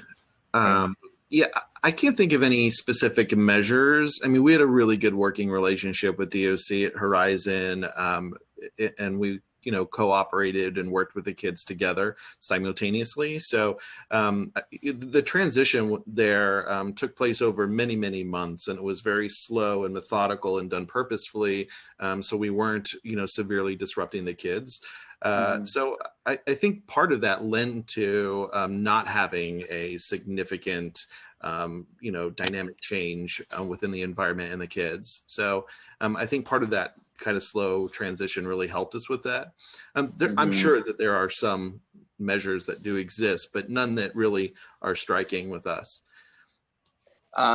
Overall, do you believe it's been a good thing that there's been that's happened and that's been phased out? It's my personal belief that kids should be treated as kids. And while we're certainly, DOC did a wonderful job working with us in those facilities, I believe that youth should be treated and supervised by youth care professionals. So hopefully that Mr. answers the Hansel, question. I think Commissioner Hansel has his hand up. Thank you very much. Yeah, no, I absolutely agree. And I think I just want to mention that actually under the state's raise the age regulations, DOC will continue to consult with us on security and do security reviews. So even though at this point, as Deputy Commissioner Hemmeter said, they have a very limited presence just at Horizon in perimeter security and control room, no contact with the youth. And then that probably will also phase out over time. We do want to certainly continue to benefit from their expertise in safety and security, and we will continue to do that through the relationship we'll have with them, which is actually something that the state regulations will require us to do, but we would want to do in any event. How many DOC staff remain on at Horizon? Approximately maybe 40, if that. I mean, when we started, there were 300 plus DOC officers, at Horizon. So maybe 40, if that.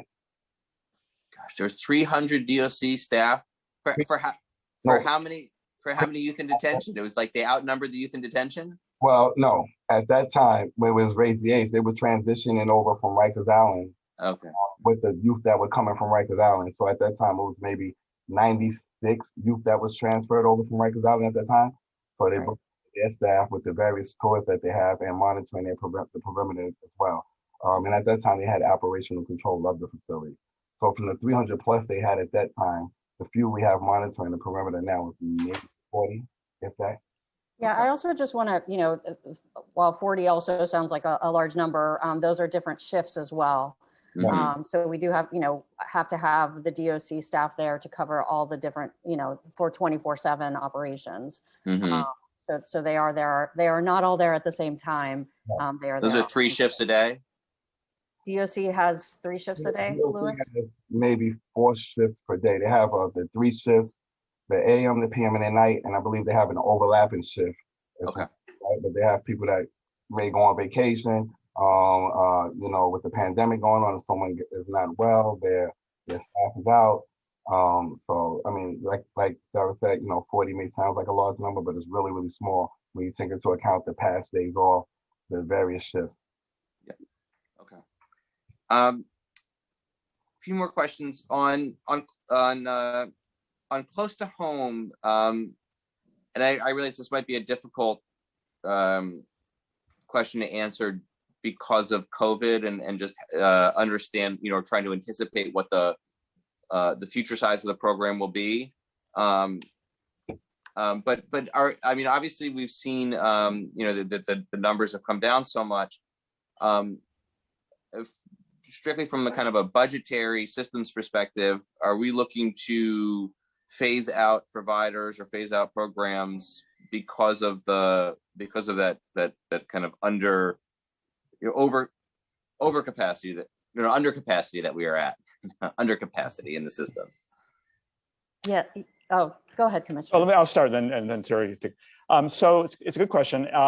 Obviously, we don't control the flow of young people coming into close to home, but we do have a legal obligation to make sure that we can take charge of any young person who is referred or is placed by a court. So we have to make sure we have adequate capacity to do that. And there are, as you referenced, there are a lot of uncertainties. I mean, we are very happy that over recent years, we've seen the close to home census drop. And we are very happy that it didn't go up because of raise the age. And we're very happy that it has not increased, although we're not necessarily happy about the reasons it hasn't increased during COVID, because as we were talking earlier, part of that is because of reduced court processing.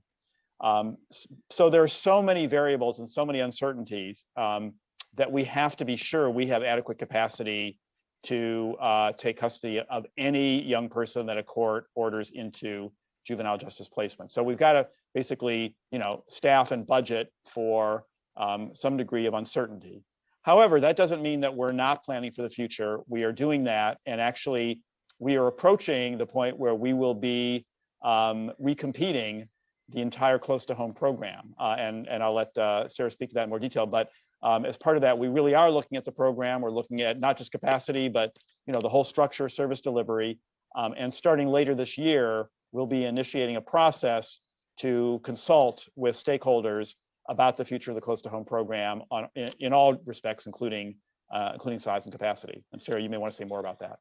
Yeah, I think the only thing this is something that we are continually assessing and trying to strike that right balance between having enough beds and not having too many beds. With Raise the Age, there was some uncertainty with respect to how many young people we would be seeing. And so far that has not played out in the way that we thought it might. So this is definitely something that we are looking at and trying to figure out. And as the commissioner mentioned, we are re-RFPing the whole close to home continuum and are planning on issuing a concept paper in the fall of 2021 with new contracts starting. The RFP will go out sometime next year in 2022, and then new contracts in 2023. So this is something where we feel like we can right-size the system, but also ensure that the services that the young people are getting within close to home match the needs. We are seeing a little bit of an older population, even with Raise the Age. We haven't seen the numbers, but the influx of young people, but we have seen an increase in the age of the young people who are coming to us. So we want to make sure that we're not programming for a younger population and that we have the vocational and educational services that are necessary for an older population. So we are looking at not only the number of beds that we have, but the services and the programming that is necessary for the young people who are coming to us. And the relationship, I didn't really ask that much about education, but the relationship with DOE and utilizing their resources. I'll just give an example. I was on a call yesterday with the Brooklyn Navy Yard talking about their STEM center, which is available to 7 different high schools in the city. That's really like a kind of second to none. Or STEAM center, STEAM center. But it's, the resources there are pretty unparalleled in the system, and they're looking at expanding that model to other, to other, and it kind of works in a way that it's not its own dedicated school. Technically it's a district, but not a school, I think is the way that they said it. So it, but kind of what's the relationship with, particularly around CTE with DOE? Yeah, we have a very strong partnership with DOE in both detention and close to home. Part of the reason that close to home happened, or one of the big reasons, was the educational credits that young people were receiving when they went upstate did not transfer when they came back to the city. And so really making sure that the young people who are placed with us are getting the credits that they are that we are working with the DOE to make sure that the transition from close to home back to the community happens seamlessly. That also happens with detention. There are our DOE liaisons that are helping us connect the young people from the schools that they are attending, either in detention or close to home, back to their community schools. So we have a very strong partnership with the DOE. We have worked with them on sending kids to Co-op Tech and to the Judge K School, so that, where there's like a vocational program along with educational services. So we do have those kinds of connections with the DOE, but are always looking for more opportunities for our young people and to connect with the educational and vocational services. I think Lewis mentioned that we also have connections with the community colleges. So because we are seeing that older population, specifically in detention, we have connections with the community colleges who are providing college credit for kids, you know, and getting them prepared for that. And as added support, I should have mentioned previously, when you asked me the education question, we also partner with CCA, Center for Community Alternatives, and they come into our facilities 2 times per week, and they provide tutoring services for our young people to assist with education as well. Are those available also on through their tablets? Are they having access to tutoring services, like not necessarily in-person tutoring services, but remote tutoring services? No, there's after school help with the Department of Education through their tablets. Yes. Oh, through the tablets. Okay. Yes, the CCA is in person. Okay. Okay. I think that's all of the questions that I have at this time. Do any of my colleagues have any additional questions they want to ask? I'll give a going once, going twice. Okay. Okay. Well, thank you. I want to thank you all very much. I appreciate the opportunity to sit down with you and review this, all the programming and the system that's in place. Obviously I'm kind of getting up to speed. This was, this juvenile justice had been its own committee in the council for a number of years during Close to Home, and then shifted into another committee for a little while, and then that committee got discontinued. And so now it's here in general welfare. And so obviously we have a large portfolio. We had a large portfolio already. And so I want to make sure that issues around juvenile justice are not given short shrift in this committee. And so, I'm only chair for another 10.5 months. So I certainly will be looking to ask questions during our budget hearings in preliminary budget hearing in March and executive budget hearing in May. But I would like to have at least one more hearing with you all before the end of the year to go over perhaps the concept paper on Close to Home, or we could look at other issues if obviously we don't know we never know what the future holds, as the last year has told us. So, but I would appreciate maybe doing this at least one more time as its own dedicated hearing before the end of the year. Yeah, Joe, we'd be delighted to do that. And actually, the whole purpose of the concept paper is to get the broadest possible input into the redesign system before we issue the RFP. So to the extent that a hearing with the council would be helpful in doing that, we would welcome it. That would be great. Yeah, and especially because once the RFP goes out, then we can't talk about it. So having it at the concept paper stage might make a lot of sense. So I'll make sure to note that in my kind of ever expanding list of hearings that we want to try to get done before the end of the year. So just notice to all committee members that we might be having 2 or maybe 3 hearings a month as we get closer to December. So. And hopefully we'll be able to have that hearing in person. That would be my, that would be my strong preference. That'd be nice. That would be great. But thank you all very much. I appreciate the time. And if you can have some staff remain on the call to hear testimony from the public, that would be greatly appreciated. We'll certainly do that. Thank you very much, Chair and colleagues. Thank you so much. Thank you, Commissioners. Appreciate it. Thank you, Chair Levin. We have now concluded ACS's testimony, and we're going to turn to public testimony. First, I'd like to remind everyone that I will be calling up individuals in panels. Once your name is called, a member of our staff will unmute you, and you will begin your testimony once the Sergeant at Arms sets the clock and gives you the cue that you may begin. All testimony will be limited to 3 minutes. Remember that there is a few seconds delay when you are unmuted and before we can hear you. Please wait for the Sergeant at Arms to announce that you may begin before starting your testimony. The first panel of public testimony in order of speaking will be Derek Robinson, Kate Rubin, and Catherine Placencia. And that panel will be followed by Catherine D. Zengotita, Rochelle James, and Kay McKenna of Brooklyn Defender Services. I am going to now call up our first public panelist, Derek Robinson. Your time will begin now. Oh, can you see me? Can you hear me? All right, thank you. Good morning. Good morning. My name is Derek Robinson. I'm the Vice President of Grievances, Legal Services of the Social Service Employees Union, Local 371.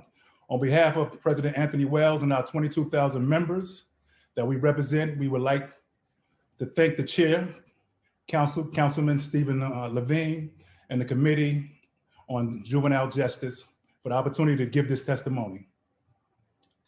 SSEU Local 371 represents youth development specialists, caseworkers, program counselors, and institutional aides who staff in secure and non-secure detentions, as well as ACS Children's Center. I myself served as a tour commander for DYFJ ACS for 23 years. We understand the spread of the virus required still requires strong measures and difficult decisions. Those decisions, however, must be made with consideration for the welfare of all concerned persons on the basis of best information available and with full transparency.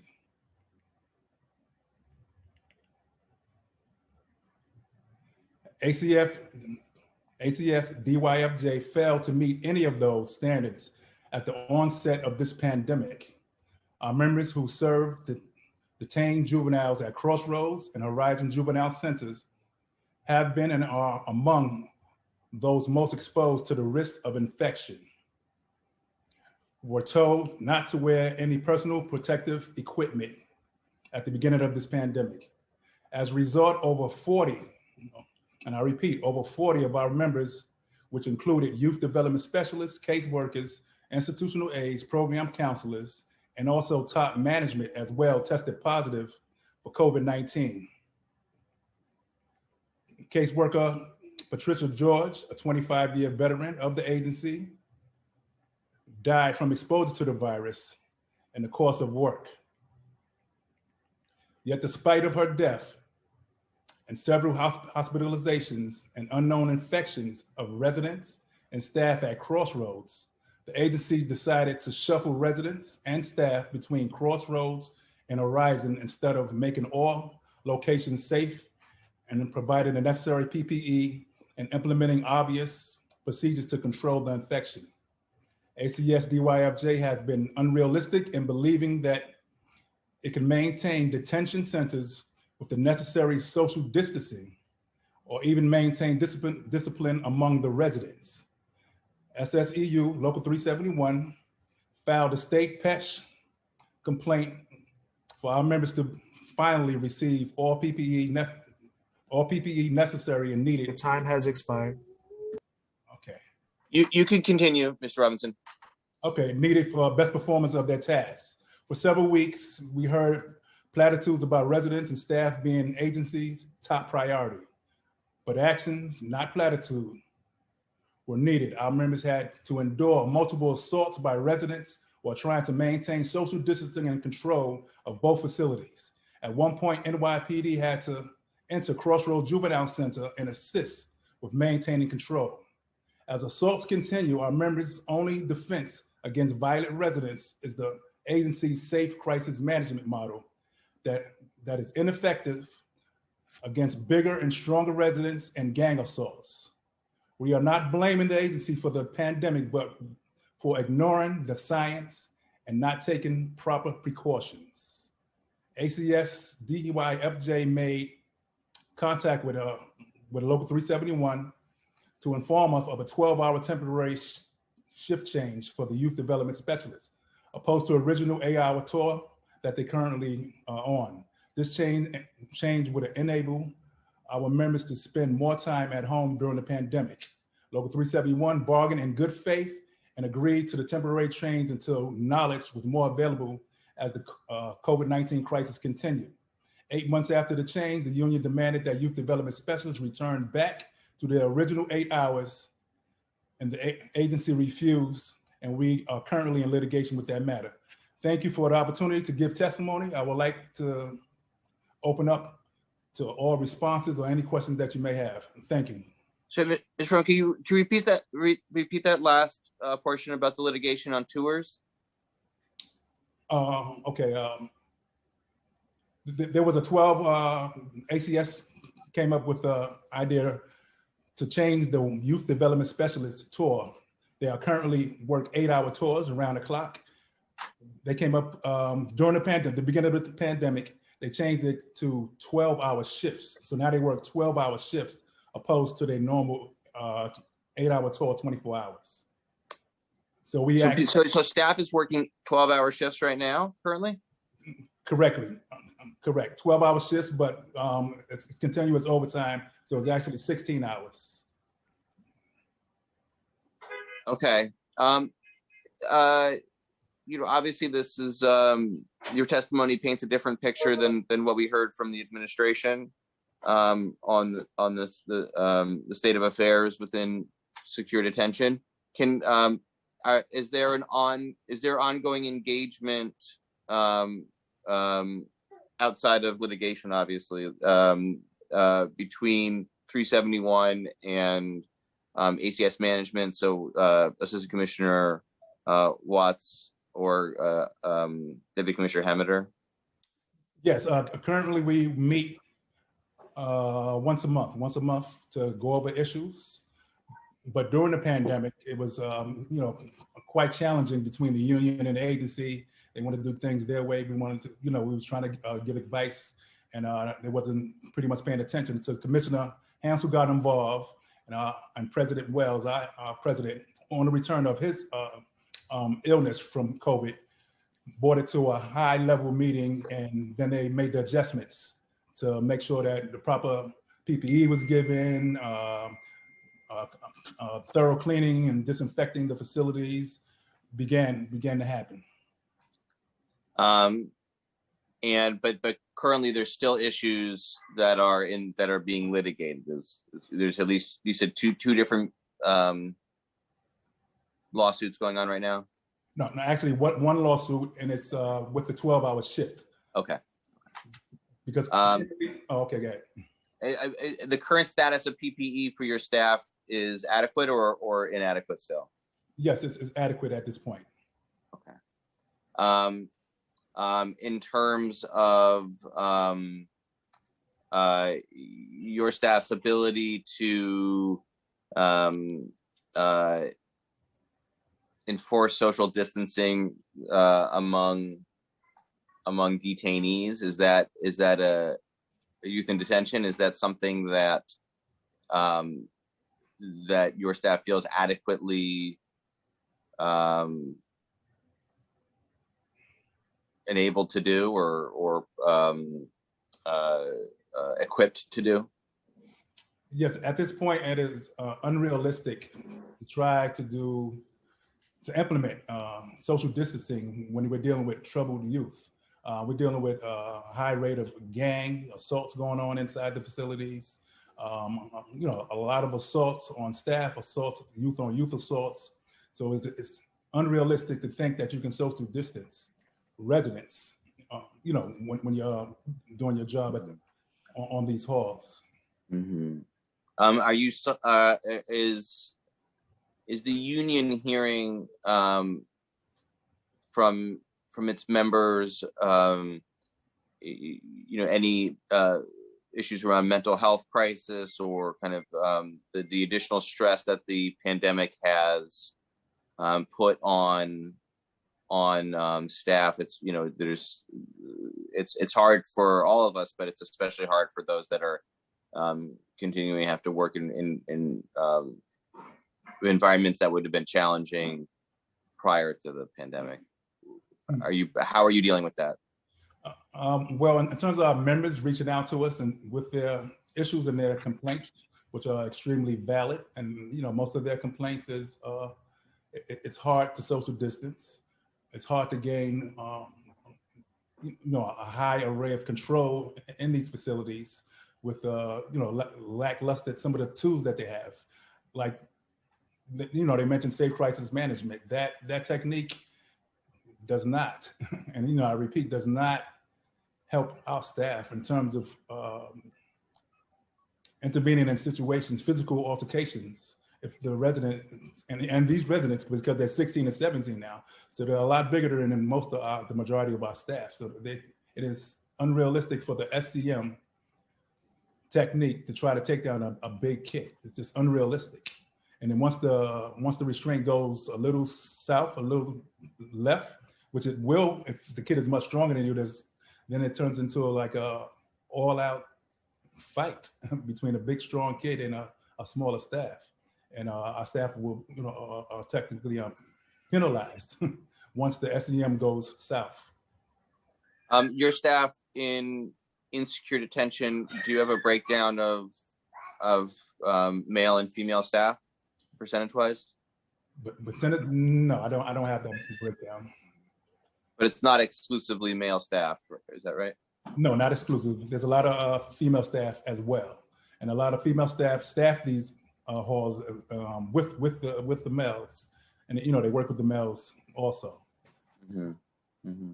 So okay.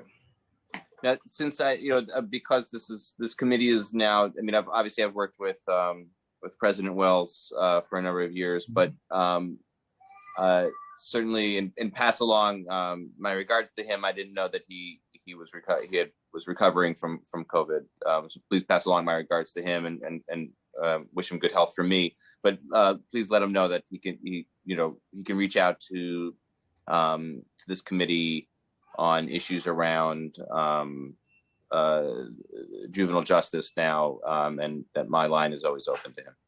All right, thank you. Appreciate that. I'll let him know. Okay, great. Thank you very much. Do any of my colleagues have any questions for Mr. Robinson? Okay, seeing none. Thank you, Mr. Robinson, for your testimony, and I look forward to working with you. All right, thank you. Appreciate it. Yeah, thanks. Thanks again, Mr. Robinson. I will now call on Kate Rubin to testify. Your time will begin now. Okay, thank you. Good morning or afternoon by a minute. My name's Kate Rubin. I'm the Director of Policy at Youth Represent. Thank you, Chair Levin, committee members, and staff for holding the hearing and for the chance to testify. I also want to say our hearts are with Local 371 members and their families who've been sick or are recovering or who've passed away in the past year. Youth Represent provides legal services for young people 24 and under who've been impacted by the criminal or juvenile justice system. We also advocate for changes in policy to stop criminalizing youth and invest instead in young people. And we're members of the Youth Justice Research Collaborative, which came together to study the implementation of Raise the Age in New York.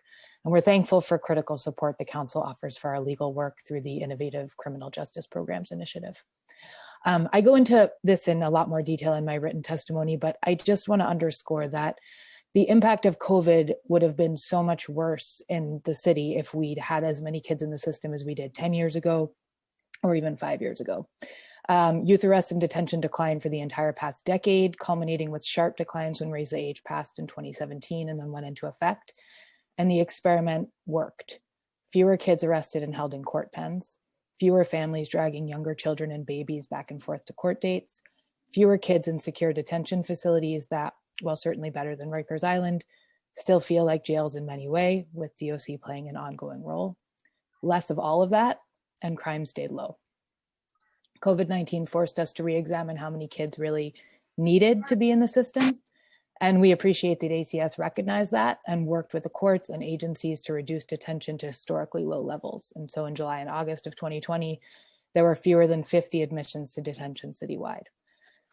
Not only do we think this should be the new baseline, we think the numbers could be even lower. OCFS data shows that a third of youth charged as juvenile delinquents and remanded to detention in 2020 were facing a top charge of a misdemeanor. And that is consistent with observations that we made in family court in the months prior to the COVID-19 lockdowns, where we saw young people with open family court cases detained for school absence, for new arrest for low-level charges, and even in a few cases for lack of stable housing. As you well know, every single community in New York City has been hit hard by COVID-19, but the same Black and Latinx communities that are overrepresented in the juvenile justice system have been the hardest hit by far. And that is why our call is to divest from carceral systems and invest in community supports, families, and young people. This is even more important as we face historic budget shortfalls and make difficult decisions about where to spend money. And the call is echoed in recommendations of public defenders and youth justice service providers, both of whom the Youth Justice Research Collaborative surveyed in the spring of 2020, and which I've shared in my written testimony. Thank you. Thank you so much, Ms. Rubin. I look forward to reading through the full written testimony. And again, I want to extend my my gratitude to the work that you're doing, and my invitation to work with us in this committee, moving forward over the next 10 months while I'm here to do the best we can on behalf of the youth in here. Appreciate that.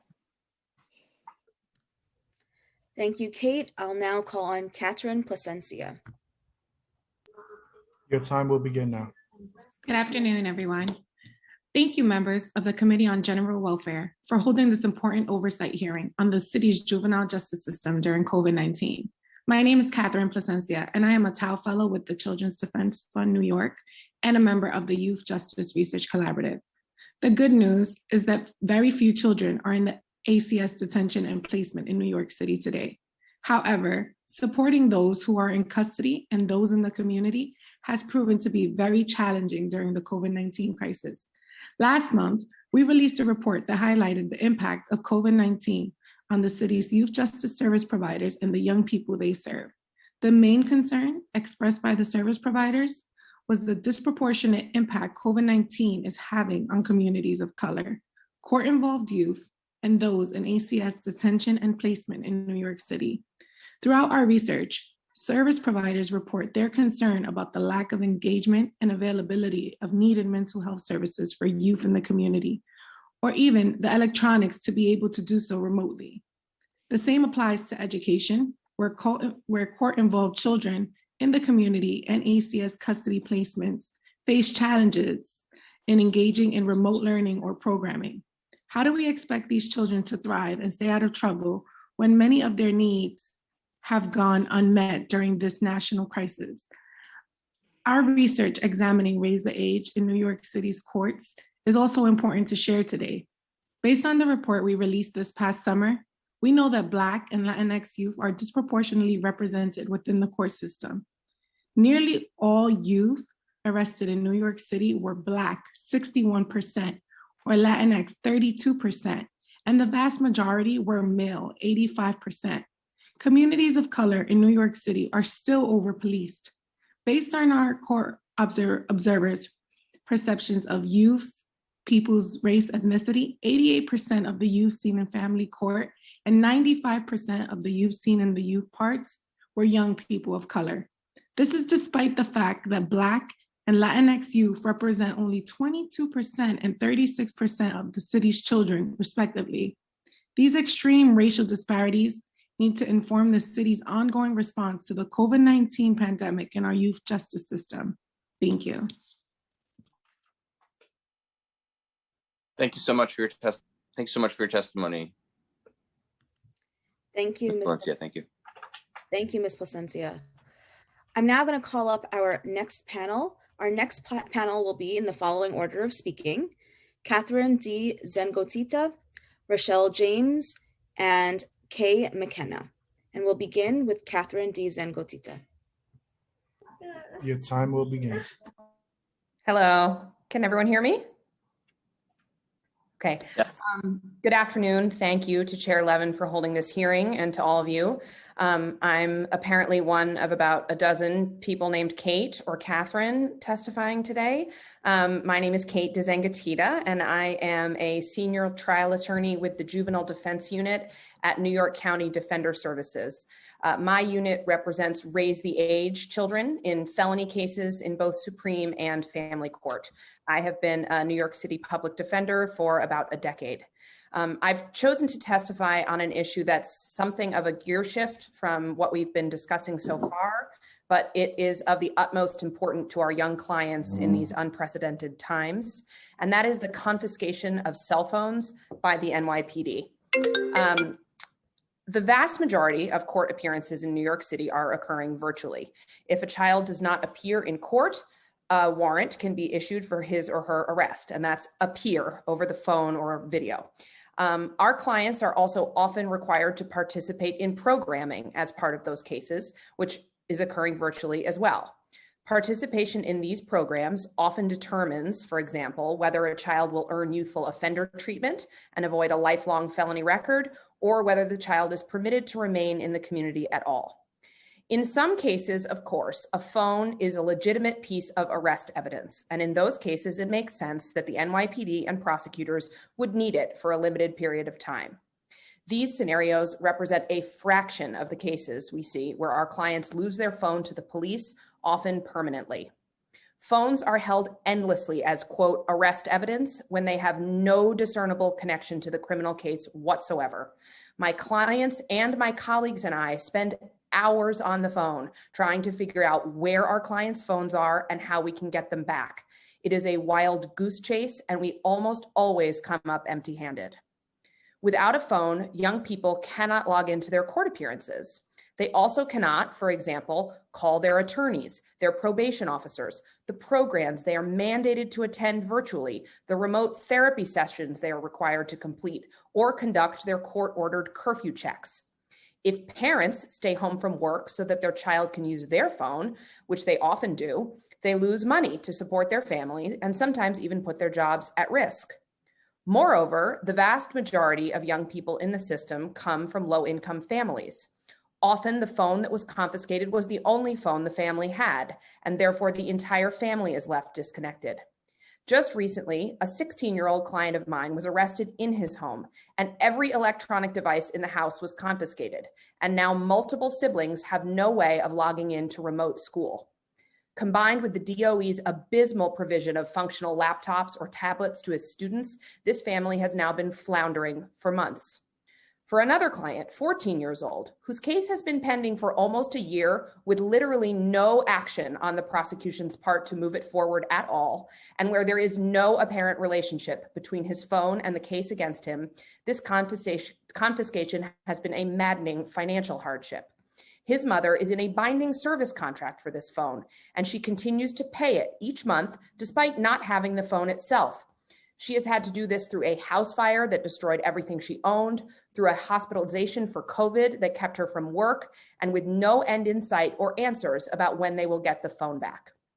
In a time when a phone represents a young person's entire ability to engage with family, school, work, and most relevant here, court appearances and obligations, and when cases are dragging on for many months longer than usual, these confiscations are completely unjust and unacceptable. I am asking the City Council to take up this important issue, investigate it, and tackle it immediately. Thank you.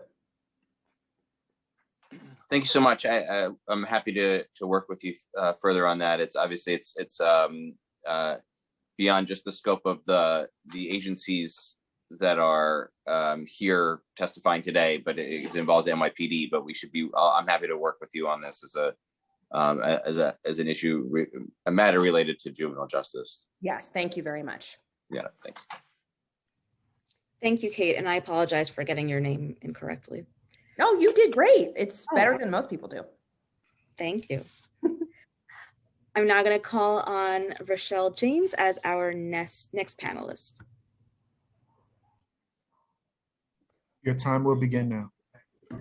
Good afternoon. My name is Rochelle James. I'm a fellow with the Special Litigation and Law Reform Unit at the Legal Aid Society's Juvenile Rights Practice.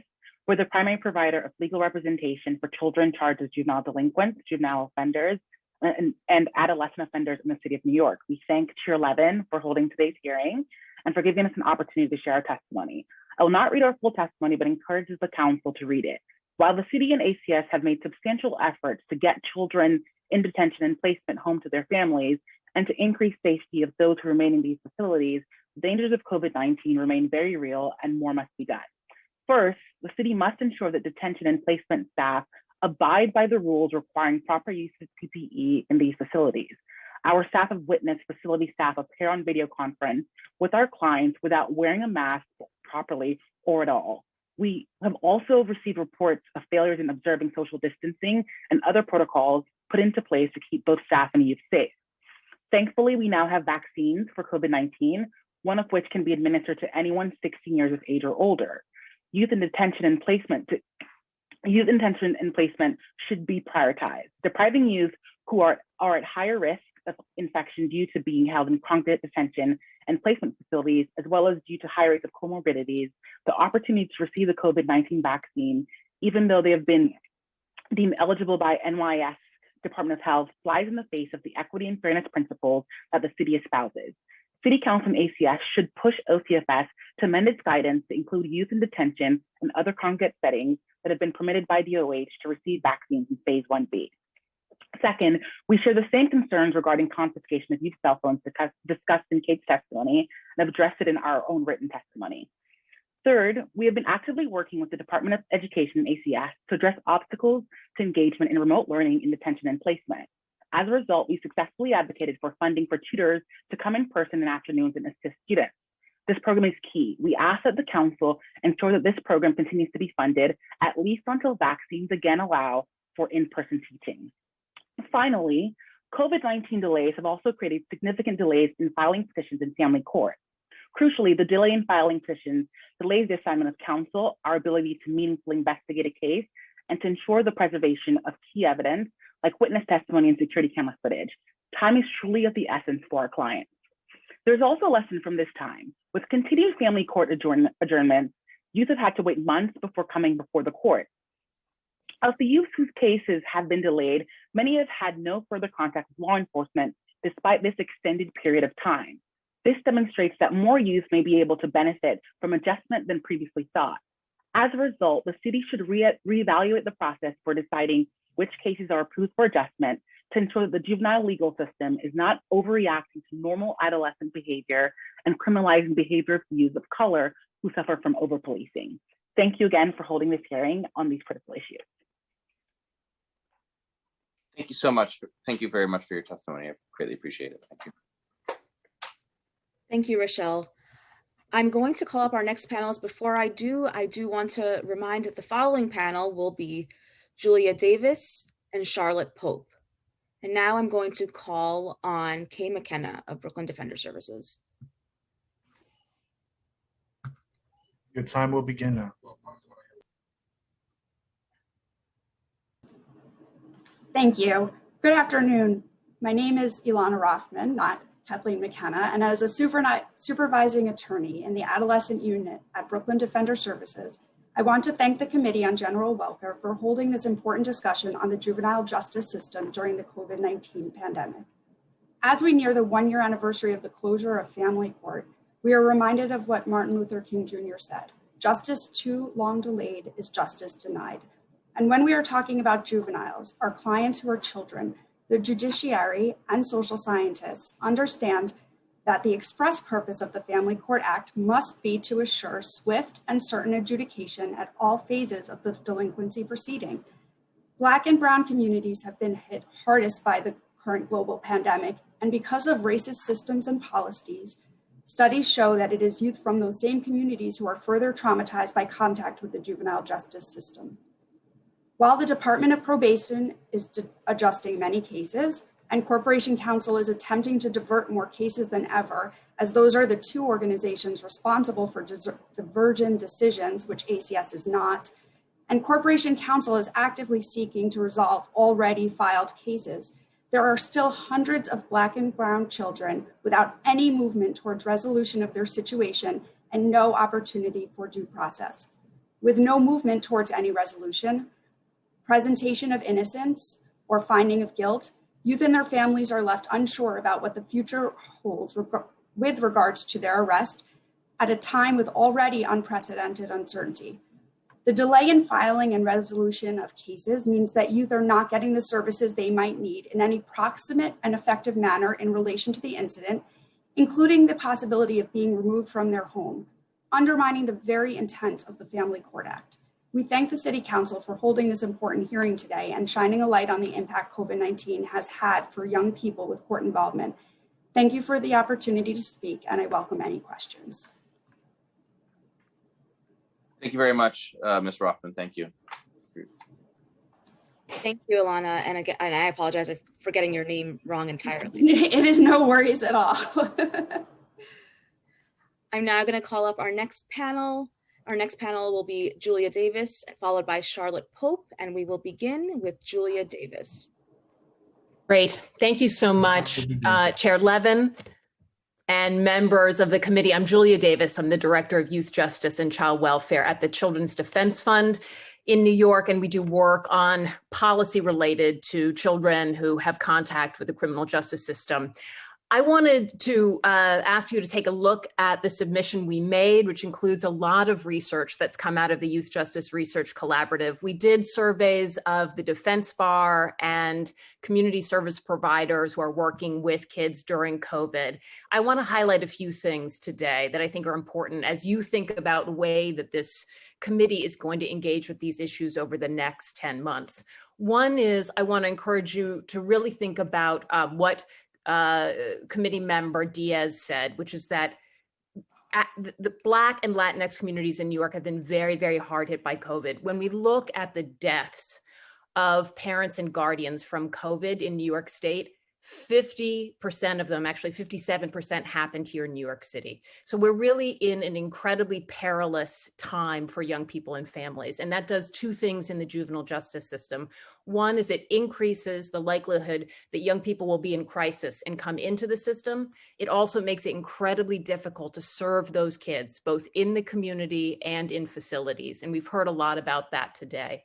I think there's some things that the committee should really focus on as it thinks about the scope of its youth justice work going forward. One, thinking about how alternatives in the community, including more types of supportive housing, can work to keep more kids out of detention. Kate Rubin mentioned that many young people in detention today are in on misdemeanor charges and have very low levels of risk associated with them based on probation analysis. We know more people can be home, more young people can be home, but we can do that only if we have more spaces for them and more supports for them in the community. And that's what we found in our survey, talking with defenders and talking with community-based providers. It's also important that young people have money now. Economic supports in the, as grants, as stipends, as emergency funds to buy phones, to buy computers, to pay for bills right now is critical. And the more we can make those types of small investments, the more we're going to keep young people out of this system and get them home sooner. We also need to restore in-person services for all young people as soon as possible in every building, in every community. And so that means prioritizing that workforce for vaccination and for any types of supports they need to connect with our young people. If we don't do that, we will see young people coming into this system more and more and more and staying for longer periods of time. The last thing I want to say is we need to be investing in community-based organizations like Exalt and others that are doing this work. They need more money, resources, flexibility to do this. The work is harder. The young people are facing much more difficult challenges. They need to have a lot of flexibility and time has support expired in order to move forward. You can continue. Yeah, go ahead. Yeah, so I think the last piece I'd love to have this committee think about is how do we center young people at risk of contact with the system and those who have had contact with the system as the city develops employment strategies post-COVID. When we're thinking about how the city recovers, how do we prioritize this group of kids? They lost out on SYEP. They're losing out on opportunities to connect with service providers for employment and financial supports. Could this committee really prioritize this group of young people for creative work going forward as the city thinks about economic recovery? Thank you. Thank you very much. I would like to do that in partnership, and so I want to extend an invitation to start thinking about that now. As we approach the budget season, so that we're making sure that those opportunities are there in the budget and fully funded. Just give a thumbs up. Thank you. Thank you, Julia. And now I'll call on Charlotte Pope as our next panelist. Your time will begin now. Thank you. Thank you, Chair Levin and members and staff of the committee. My name is Charlotte Pope, and I'm testifying on behalf of Girls for Gender Equity. Every weekday, OCFS posts daily detention bed capacity, and so for the past 46 weeks, GGE has been tracking the changing population of youth incarcerated at Crossroads and Horizon. And according to our tracking, the population of young people has jumped from 60s in April 2020 to over 110 reported yesterday, a jump of 70% since we started tracking during the pandemic. Because it came up earlier, but I didn't hear it fully answered, I just want to read aloud that comparing the first 4 months of this fiscal year to fiscal year 2020, there was a 65% increase in length of stay in detention from 23 to 38 days. Aside from the council convening these oversight hearings, there's limited public transparency on conditions of confinement, and we'd call on the council to legislate public reporting similar to Introduction 1954 passed last June that requires DOC and Correctional Health Services to issue reports during public health emergencies. The most recently reported average daily cost per youth per day in detention is now over $2,000. We'll note that's up 25% from $1,600 in the prior year. At that price, we estimate that the total cost of incarcerating girls in detention during the pandemic has reached nearly $2 million. That's with an average daily population of around 2 incarcerated girls per day. On schooling, the DOE is experiencing tremendous resource and staffing challenges due to the blended learning model underway citywide, and we encourage the council to again advocate that the city pursue decarceration as a solution to issues of compromised access to education. Alarmingly, also, the new mayor's management report discloses that ACS is working closely with the Department of Investigation to conduct canine searches in detention and, quote, continues to work towards building its own internal capacity in this area. GGE is staunchly opposed to growing detention operations in this way, and because we didn't hear it come up during today's hearing, we would appreciate council's oversight here as well. I'll say that we've also submitted detailed written testimony, and so we thank the council for this oversight again and attention to these issues. And thank you for this opportunity to speak.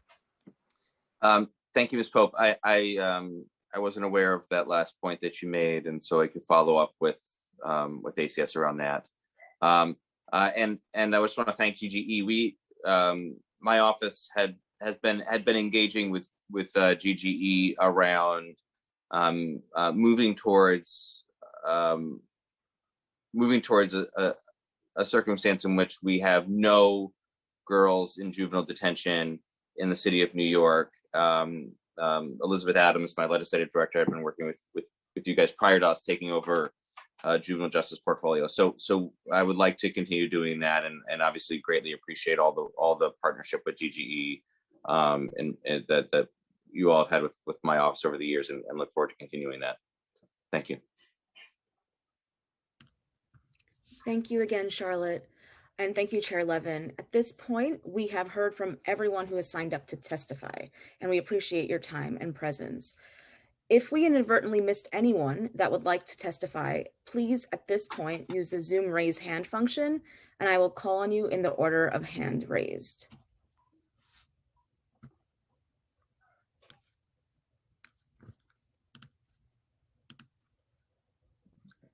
Okay. Seeing no one else, I'd like to note that written testimony, which will be reviewed in full by committee staff, may be submitted for the record up to 72 hours after the close of this hearing, and you can do that by emailing it to testimony@council.nyc.gov. Again, that's testimony@council.nyc.gov. Chair Levin, we have concluded public testimony for this hearing.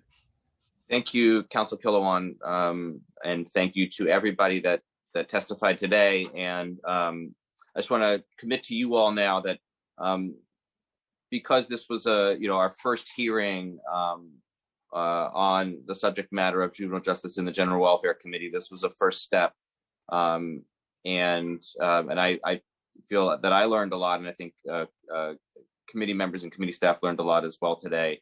But this is not this isn't just a pro forma thing or something, where we're going to be checking a box. We want to make sure that we're delving into the issues that were raised in public testimony today, and moving forward. So we have an opportunity to have follow-up during the preliminary budget hearing next month, the executive budget hearing in May, and then at least one other opportunity for an oversight hearing in the fall. So